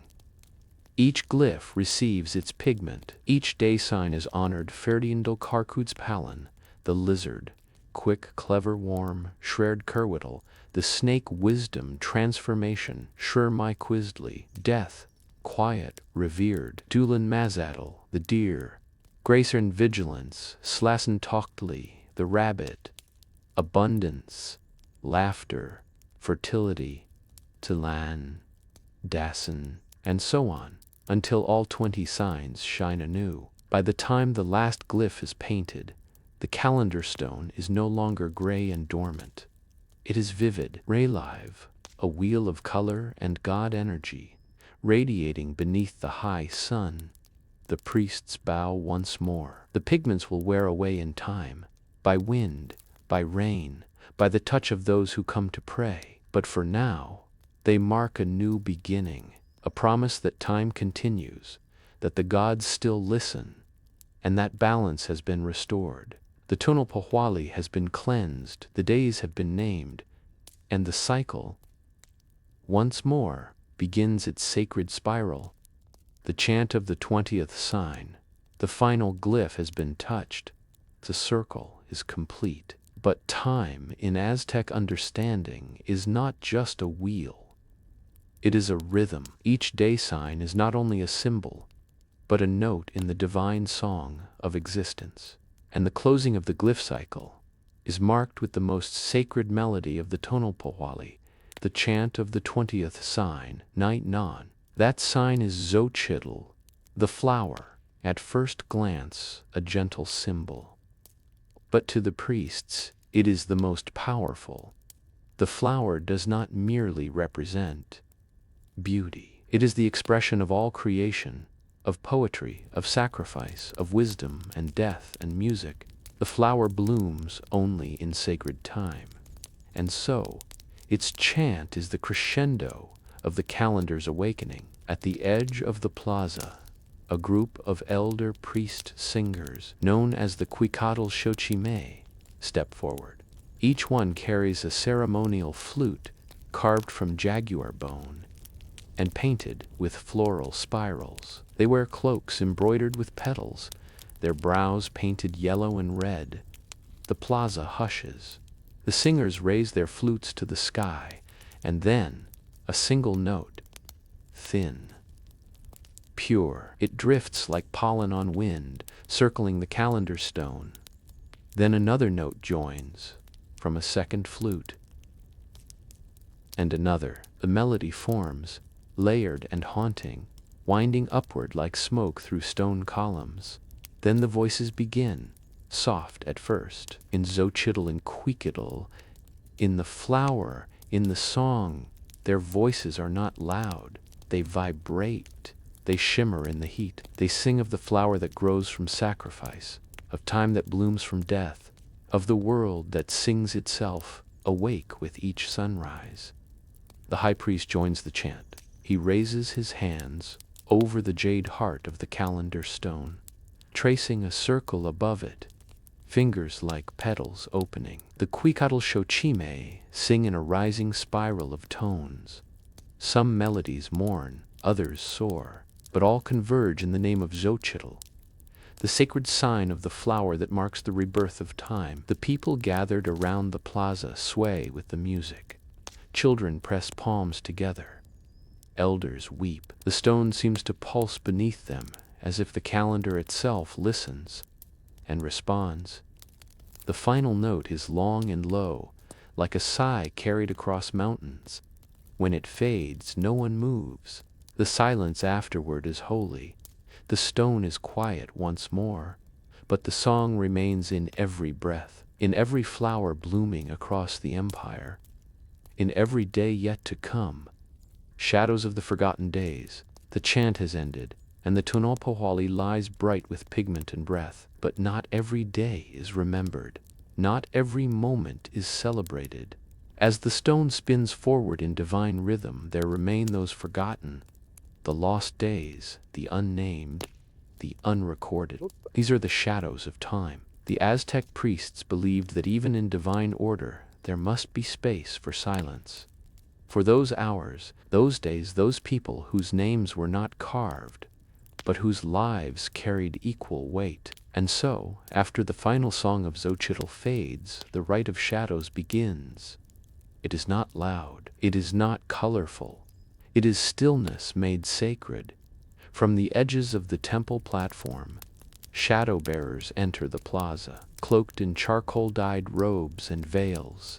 They carry no symbols, no instruments. Their arrival is marked only by the hush that spreads like wind through the watchers. Each shadow bearer holds a blackened mirror, not the obsidian of dreams, but smoked glass, warped and unpolished. These are the mirrors of lost light, meant to capture what was missed.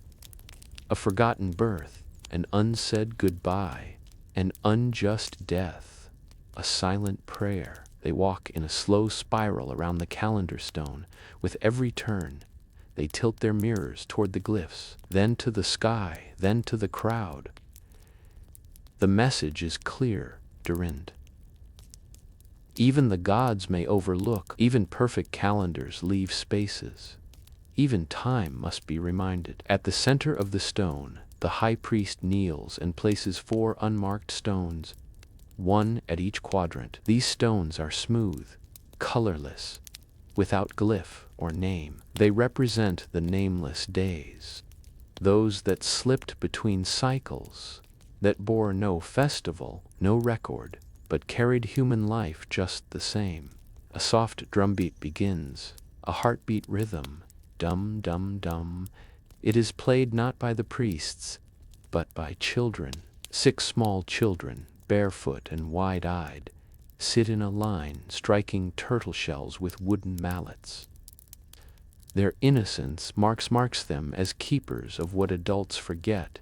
Above, the sun crosses the plaza, casting shadows that stretch across the glyphs. Each symbol is touched, each line of carving darkened, then lit again. Time moves, memory flickers, and for a few brief minutes, the plaza becomes a space of all things unspoken. The shadow in every history, the pause in every breath. The shadow bearers kneel. They raise their mirrors to the sky one final time, then cover them with cloth. What has been remembered must now be kept in silence. The rite of shadows is done. Carving the new cycle into stone tablets, the shadows have passed, their silent tribute absorbed by sky and stone. Now comes the act that roots the ritual into the realm of permanence, the carving of the new cycle. Where feathers fade and chants dissolve into air, stone endures. The Aztecs believed that to truly begin a cycle, one must etch it into the bones of the earth. At the base of the Tonopawali lies a sacred platform, flat and unadorned, a surface reserved for only the most honored inscriptions. Upon it, a new cycle tablet will be carved. It will hold the markings of this very ceremony, the direction of the gods, the day of the flower, the sealing of shadows, and the turning of the jade heart. The Tecpantlica, or stone keepers, step forward. These are not priests, but artisans of the divine. Their hands are calloused, their eyes sharp as obsidian. They wear short robes dyed with powdered ash and wrapped in cords of cactus fiber. Each carries a bundle of carving tools, flint chisels, obsidian blades, and pigment-tipped styluses. The high priest approaches them, carrying a folded codex. He does not read from it. Instead, he opens it briefly, a gesture of offering. Then he bows and steps away. The carvers unfold a fresh slab of basalt, smooth and dark, placed carefully upon a cedar frame. This is not stone for walls or temples. It is stone for memory. It will never be removed. It will sleep here forever, beneath the feet of generations. They begin, tap, scrape, whisper. Flint kisses stone in steady rhythm. Obsidian splits edges into spirals and glyphs.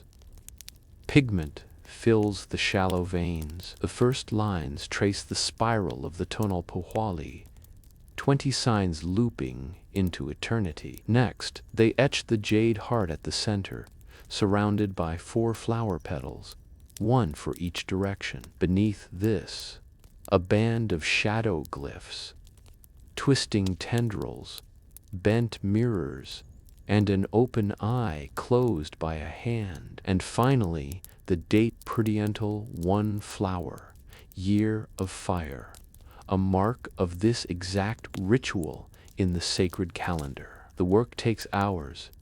No one speaks, only the scraping of stone, the occasional breath of wind, the faint song of a distant bird. When complete, the priests step forward with liquid copal and gently anoint the tablet, their fingers tracing the carvings to seal them with breath and resin. This tablet will never be read aloud.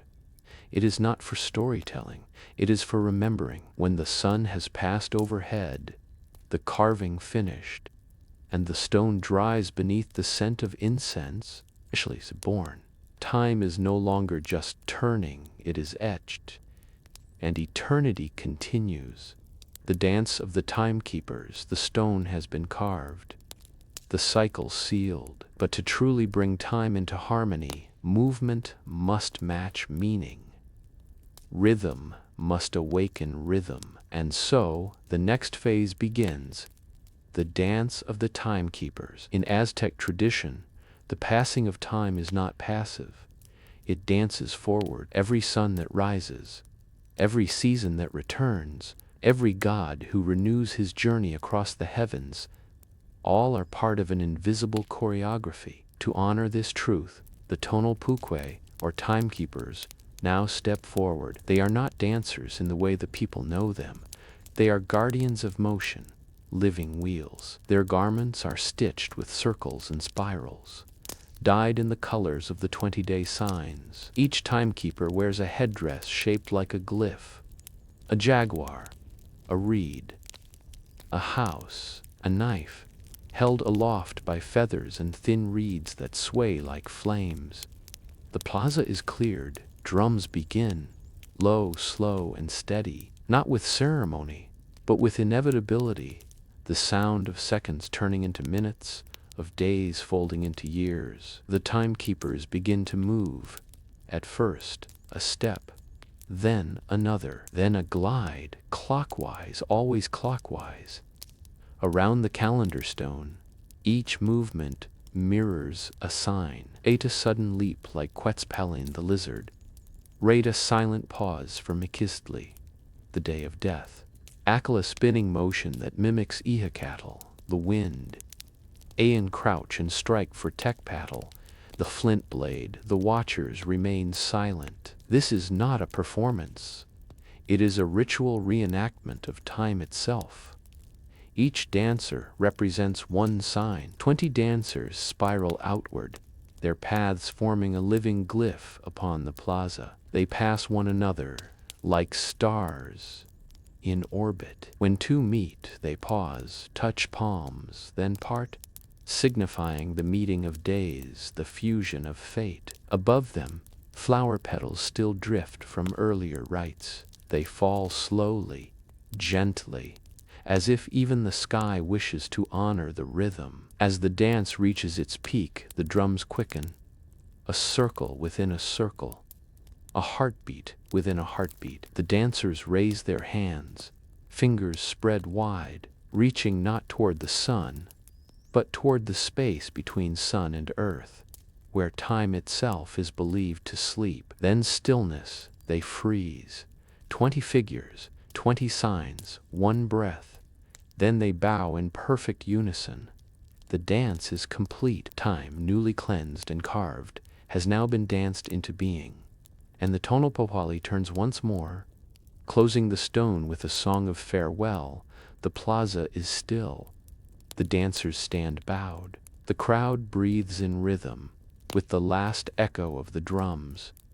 And the Tonopawali, freshly cleansed, carved, and danced into motion, rests in silent majesty beneath the sun. But time, though honored, cannot remain open forever. To protect the newly awakened cycle from corruption, from misfortune, from imbalance, the Aztecs perform one final act.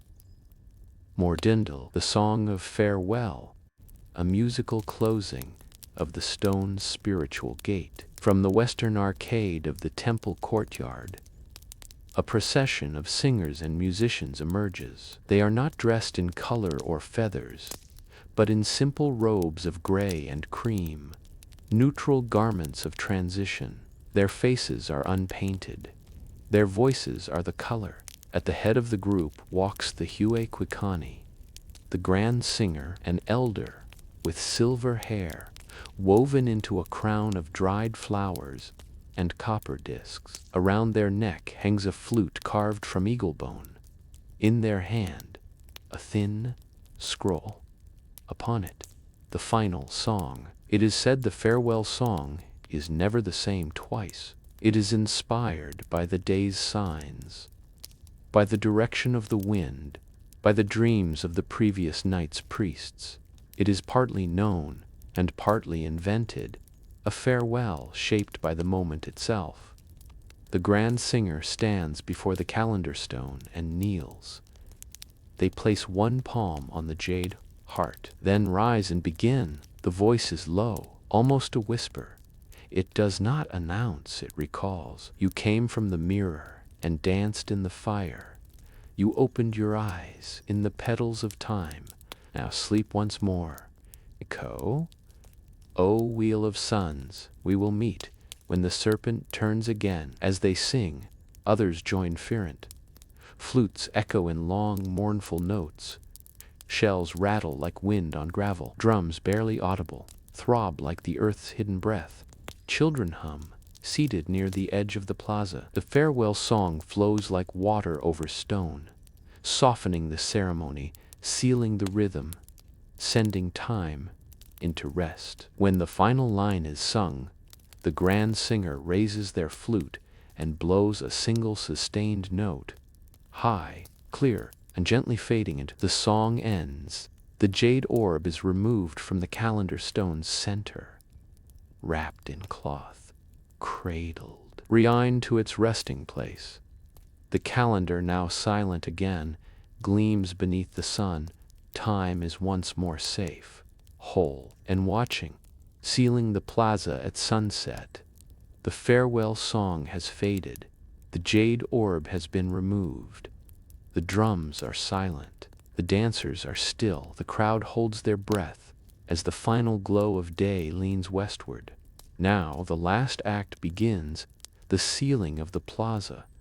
This is not a closure of space, but of spirit, to protect what was awakened, to give rest to what was honored. As the sun descends, casting long amber shadows across the calendar stone, the four guardians of direction return. The same priests who stood at east, west, north, and south earlier in the rite now step forward once more, each bearing a torch lit with sacred flame. They form a square around the Tonopawali. Their torches are not placed on the ground. They are held upright, unmoving, burning steadily. fire as boundary. Within their light, the calendar stone is bathed in a cross of flickering gold. The high priest steps into the center and speaks a final invocation. Renda. Let the wheel rest. Let the breath fold inward. Let the gods turn in silence. Time has spoken. Now time sleeps. He kneels, and with a feather sweeps a circle of white ash around the stone, a fine ring gathered from burned copal and marigold petals. This ash is called plazot laliztali, the dust of reverence. Once the circle is complete, no one may step within, and the watchers lower their heads. Even children grow still. The priest raises his arms, and the 4 torchbearers tilt their flames toward the ground, pressing the bases of their staffs into the earth. The flames continue to burn, symbols of the sun that never truly dies, even in the night. As the last light of day touches the stone's edge, a final bell is struck, a single, soft chime that lingers like starlight. And then the priests step back. The plaza darkens, torches flicker. The crowd begins to disperse. Feet soft upon the stone. Some leave marigold petals behind. Others whisper a prayer. Some cry without knowing why, but all know they have witnessed something ancient, something eternal. The plaza will remain untouched until the moon is full again. The stone will wait in silence, and time, now honored, turns once more beneath the stars. The path begins at midnight. Not all priests are born into the role. Most are shaped, chiseled slowly through silence, hardship, and fire. The novice priest, or telpachtli, must earn their feathers through the ritual of endurance. And this journey begins not with ceremony, but in darkness. It is midnight. The temple complex sleeps beneath a blanket of stars. Torchlight flickers faintly from distant walls, but the center of the novice's path is lit only by the moon. A sacred silence hangs over the stone courtyards, not absence of sound, but presence of stillness. The trial of ascension begins here. 10 initiates kneel in a long corridor of basalt tiles, facing east, where the dawn will soon rise. Each wears a simple cotton loincloth, no jewels, no paint. Their heads are shaved clean except for a single tuft, the symbolic sprout of a priest yet to grow. In their hands they each hold a thin reed, smooth, dry, and fragile. It is not a weapon or a tool. It is a metaphor. A priest must bend, never break. The elder priests observe from a distance, shrouded in cloaks dyed with night sky pigment. They do not speak. They do not offer comfort. Their presence is like mountain shadows, constant, silent, immovable. A bell chimes once, and the path begins. The novices rise in unison and begin walking, barefoot across stones that have cooled in the night. Their destination, the Temple of Breath, at the summit of the training complex. But the climb is not straightforward. Along the way, they must pass 5 trials, each set within the temple's levels, guarded by ritual tasks that test more than strength. They test patience, humility, memory, fear, and spirit. The first step is the hardest, not because it is steep, but because it means leaving behind what they were: family, childhood, their own names. They are no longer sons of farmers, builders, or warriors. They are seeds now, ready to break the soil of self. The corridor narrows. Ahead, the first test waits, the Chamber of Winds, where silence must be held against the roar of conjured air and memory. But for now, the novices walk slowly, evenly, in a line of shadows and resolve. Overhead, the stars seem to watch. Even the gods are curious, for not all who begin the path will finish it, and only those who carry fire in silence may one day speak for the flame. The Chamber of Winds and the Test of Silence. The novices approach the first trial. At the far end of the corridor, an archway looms, carved with swirling glyphs of wind and feathers. The stone around it bears the face of Ehecatl, the wind god, whose breath gave motion to the sun itself. His open mouth, chiseled at the top of the arch, seems to inhale the very air of the night. This is the Chamber of Winds. Inside, the novices must face the first test: silence and chaos. They step across the threshold, one by one. As they enter, a gust rises, unnatural and strong, swirling from vents carved deep within the temple's walls. The room is a perfect circle, with narrow slits in the ceiling allowing moonlight to filter in like silvery blades. Suddenly, the sound, wind rushes through the chamber, whistling like voices calling from another world. It howls through bone flutes embedded in the walls. It whistles over jaguar fur drums, producing ghost tones that pierce the ears and unsettle the heart. The priests call this wind Chikawazli, the breath of fear. The challenge is not to survive it, it is to remain still within it. The novices must sit in the center of the chamber, cross-legged, their reeds across their knees, and remain completely silent for the span of a full hourglass. Silence, not only of the mouth but of the soul. No gasps, no tears, no whispers of doubt. To speak even a single word is to fail. The wind intensifies. It twists through the chamber like a living thing, tugging at their hair, pushing against their backs, whispering doubts into their ears in a voice that sounds like their own. One novice shakes, another clenches their jaw so tightly it trembles. But none move. Above them, the moon passes the highest slit in the ceiling. Its light shifts, the hourglass turns. The trial nears its end, and still no one speaks. At last, as the final grain of sand falls, the wind stops completely.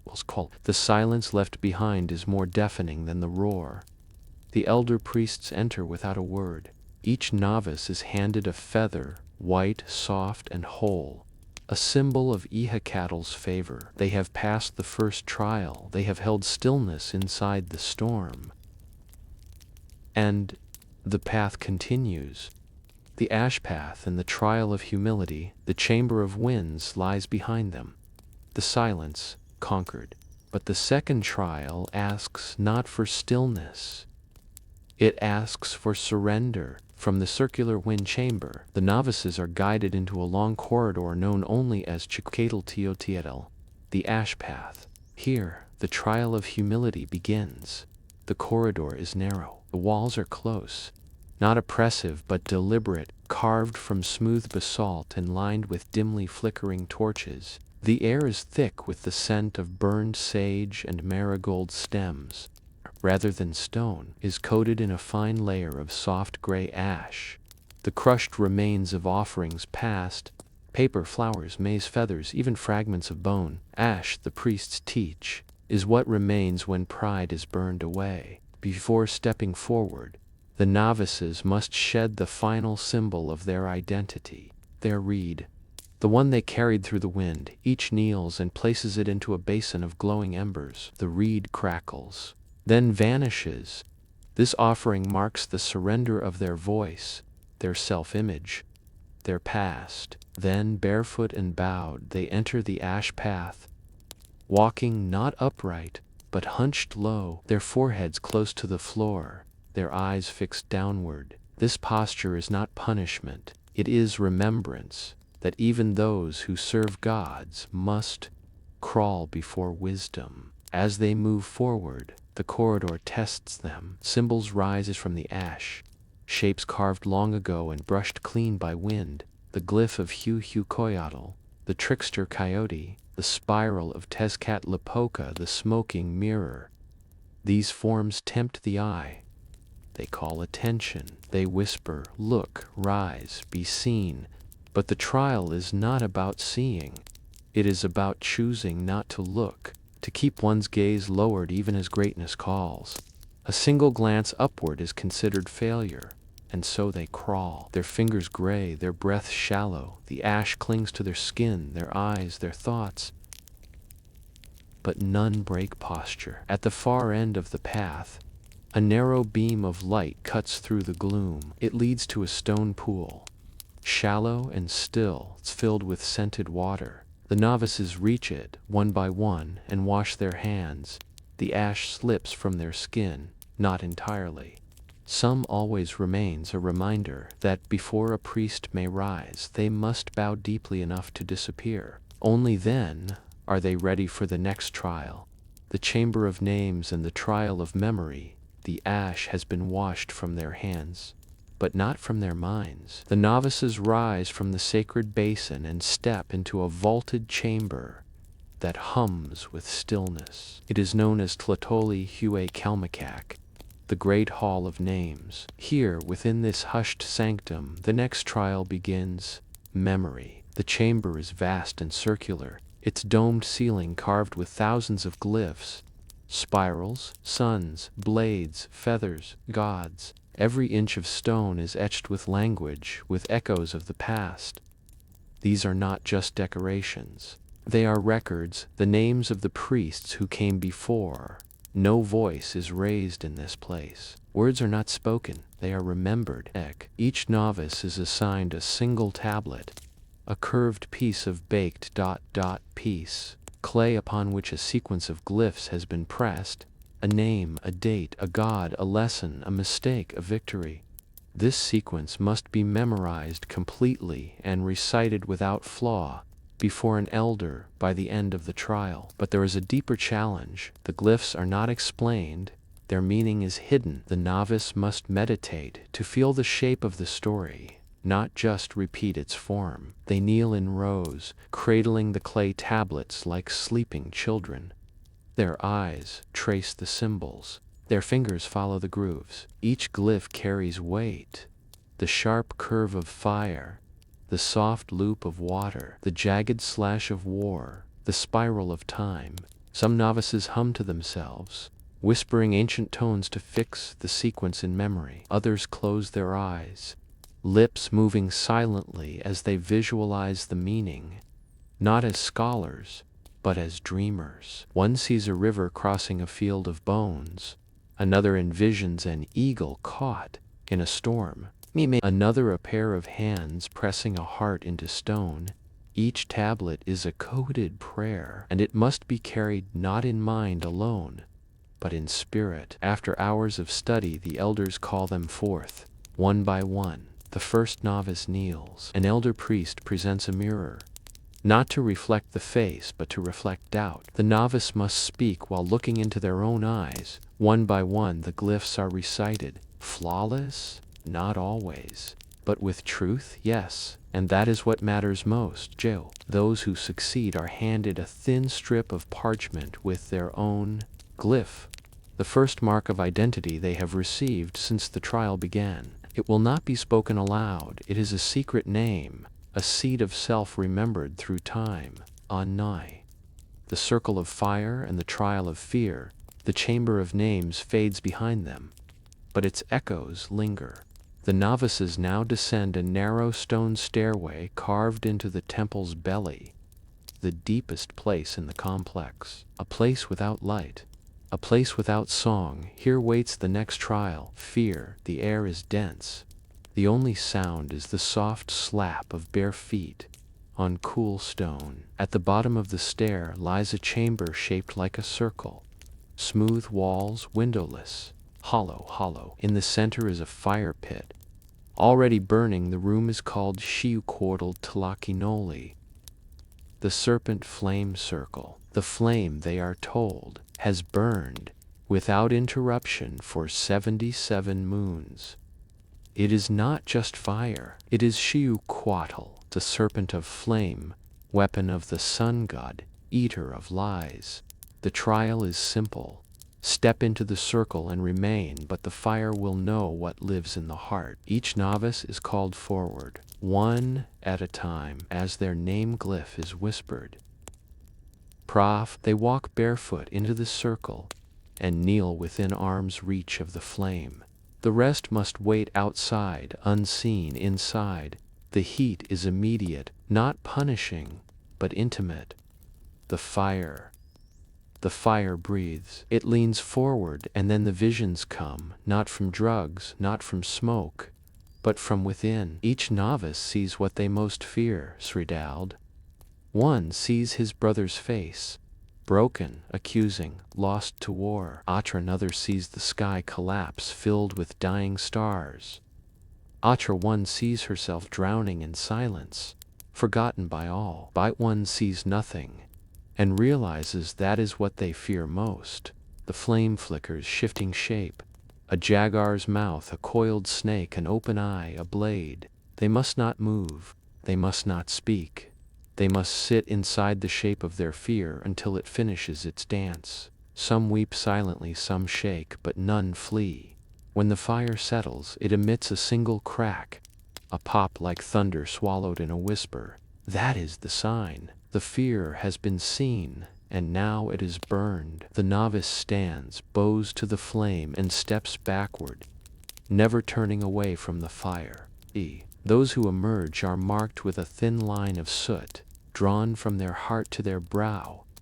The line of truth. It does not wash away for days. When the last novice has passed the fire, the chamber is sealed. The serpent sleeps again, and the path winds upward. They are halfway through the trials, but fear has made them lighter. The pilgrimage of stone silence, having faced the fire and lived through fear. The novices are no longer as they were. They move slower now, not from exhaustion but from reverence. Each step holds the memory of flame. Each breath carries the hush of inner terror overcome.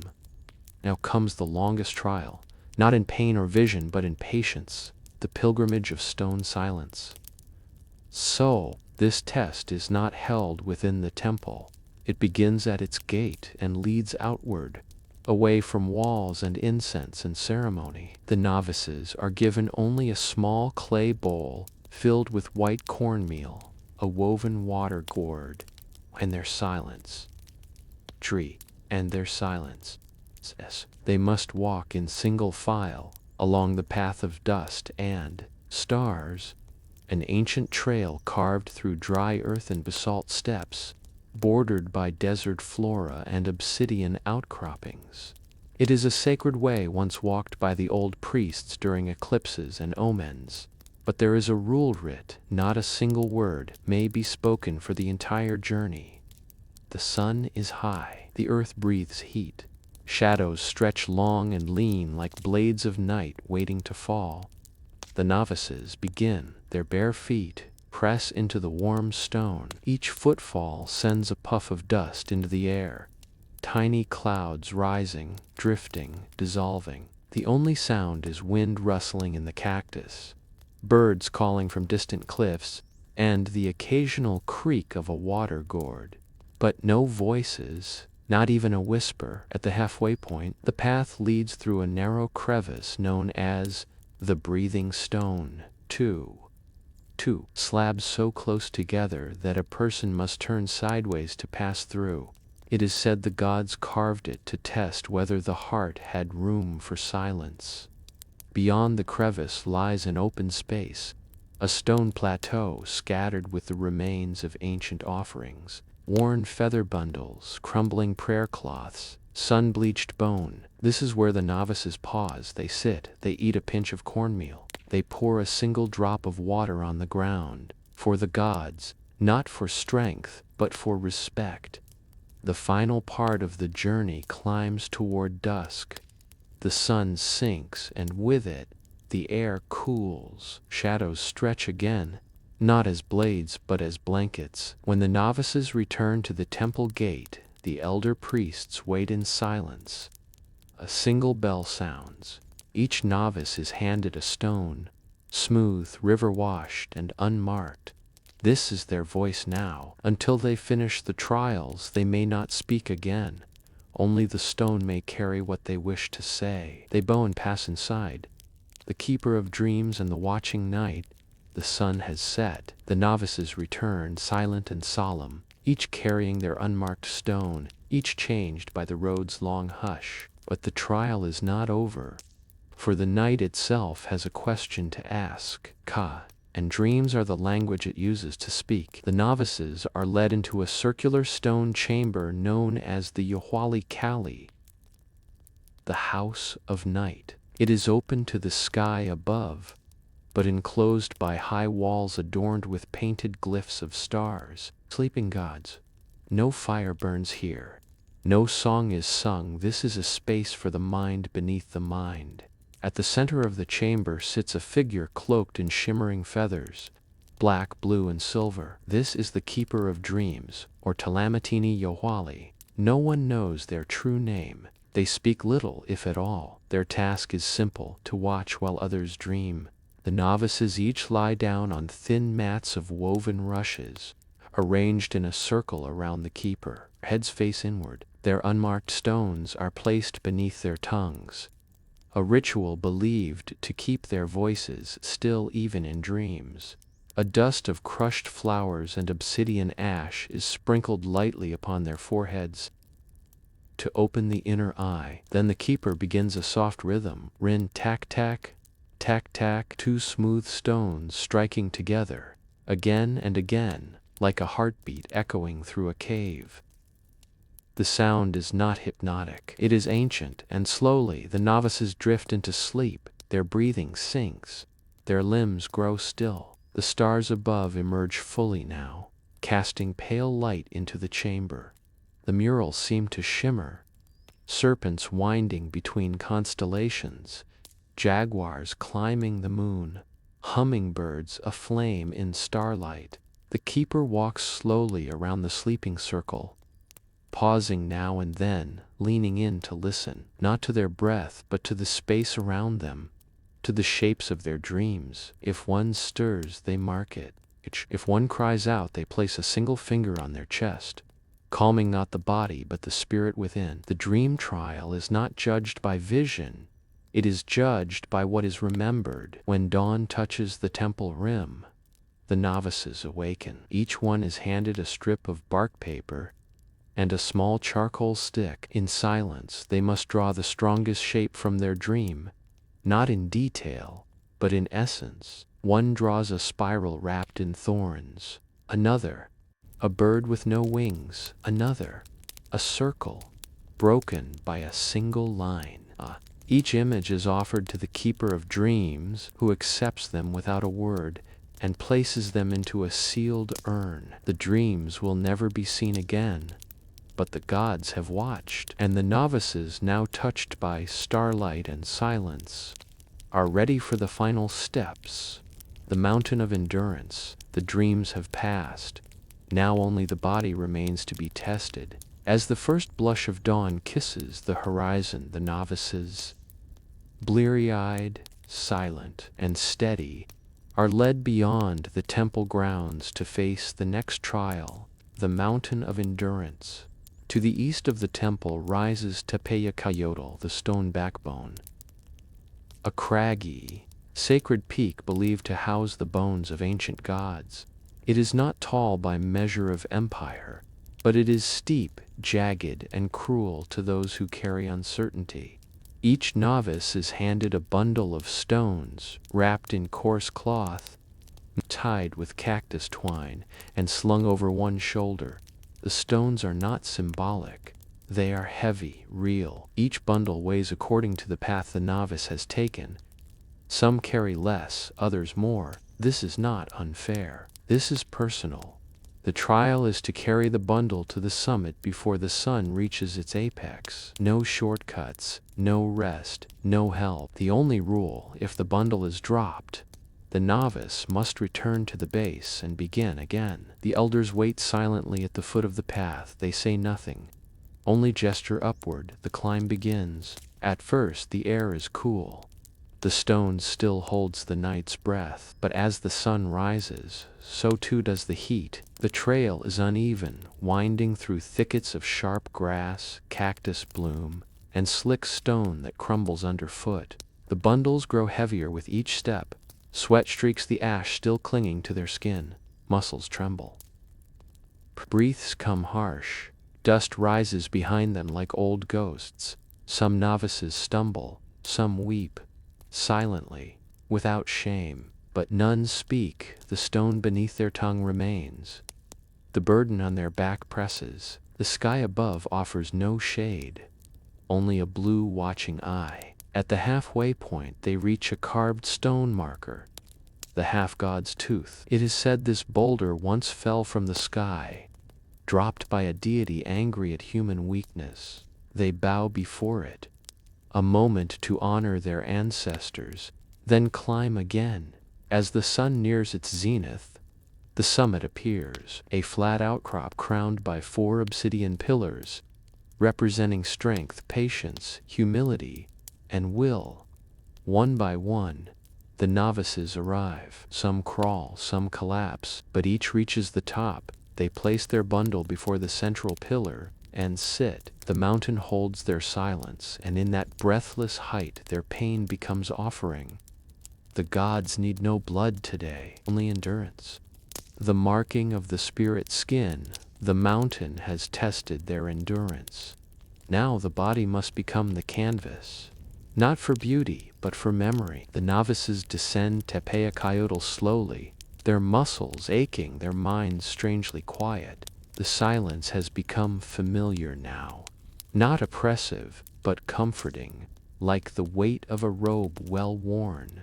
At the base of the mountain, they are greeted not with rest, but with fire. The final trial of the body awaits, the marking of the spirit skin. In a secluded courtyard bordered by black stone walls, a ceremonial circle has been prepared. At its center, 4 raised stone platforms, each aligned with a cardinal direction, and a fire pit filled with burning herbs, coals, and obsidian shards. The air smells of copal resin, chili smoke, and ground amaranth. The novices are led in, one by one. They kneel in the center of the circle, stripped to the waist, eyes closed. Around them, the skin priests, or Tlaquilo, stand ready. These are not warriors or singers. They are artists of the divine, trained not in color but in pain. Instead of needles, they use obsidian thorns. Instead of ink, they use sacred pigment made from ashes, crushed jade, and the blood of ancestors, a thin line donated by elder priests in advance of this rite. Each novice receives 1 mark, only one. But it is not chosen by them, it is seen. The Tlaquilo place their hands on the novice's chest, and in a quiet trance, read the spirit, not with words, but through feeling. Then, with steady fingers, they mark the novice's shoulder, upper chest, or back, wherever the skin speaks loudest. The marks vary in and spiral broken by a straight line, symbol of growth through pain. Dafa jaguar's claw, courage hidden in silence. Uast ai serpent looped upon itself, wisdom born of reflection. Doclus a single eye, the gift of dreams that see without waking. The thorn enters, the pigment fills, the skin bleeds, not profusely but meaningfully. The novice does not cry out. They have no voice yet, only breath. Once marked, they rise and bow, the blood sealed with the dusting of ground maize and rose petals, and offering to soothe the wound and honor the flesh that carries it. The mark will never be erased, not by water, not by time. It is the final key to priesthood. The skin now holds the story, and only one trial remains: the awakening of the voice and completion of the trial. The mark has been given. The skin now carries what the soul cannot forget, but one final rite remains before a novice may walk as a priest: the awakening of the voice, not of speech alone but of sacred utterance. For many nights they have remained silent. Now they must speak for the gods. At twilight, the novices gather in the chamber of echoes, a round space enclosed by high walls, and a domed ceiling designed to carry sound like smoke through air. The floor is cool, obsidian polished to mirror the stars overhead. Torches burn low around the edge of the room, casting light only upward, illuminating the faces of gods carved into the ceiling above. Each novice steps forward. One by one, they kneel before a polished stone bowl filled with still water. An elder priest stands behind them and speaks the novice's glyph, the name granted in the Hall of Names. buried in silence. Then comes the moment of voice. The novice must drop their unspoken stone, the one they've carried since the pilgrimage of silence, into the bowl. As it breaks the water's surface, a soft splash echoes across the chamber. That sound marks the return of speech. It is followed by a whisper, not a chant, not a prayer, just one line. Whatever truth rises from within's burial, I am wind that learned stillness. I carry the dream of ash and flame. I return with silence woven into voice. Each voice is different. Some are hoarse, some are trembling, some are clear as obsidian struck by sun. But all are true. The elders listen, they do not judge, they only mark the moment. For this is not performance, it is becoming. When the final novice speaks, the chamber goes still. A final echo bounces from wall to wall until it fades into breath. Then the high priest enters. He carries a bundle wrapped in cloth. Inside, a single white feather and a strip of blue cotton dyed with cochineal. He places them in the hands of each novice. These are the signs of readiness, not of completion, for a priest's path never ends, but of worthiness to begin again. The trials are over. The novices are no longer silent, their bodies marked, their memories tested, their breath made sacred. Tomorrow they will serve. Tonight they sleep with stars in their lungs. And the gods, somewhere above, breathe a little easier.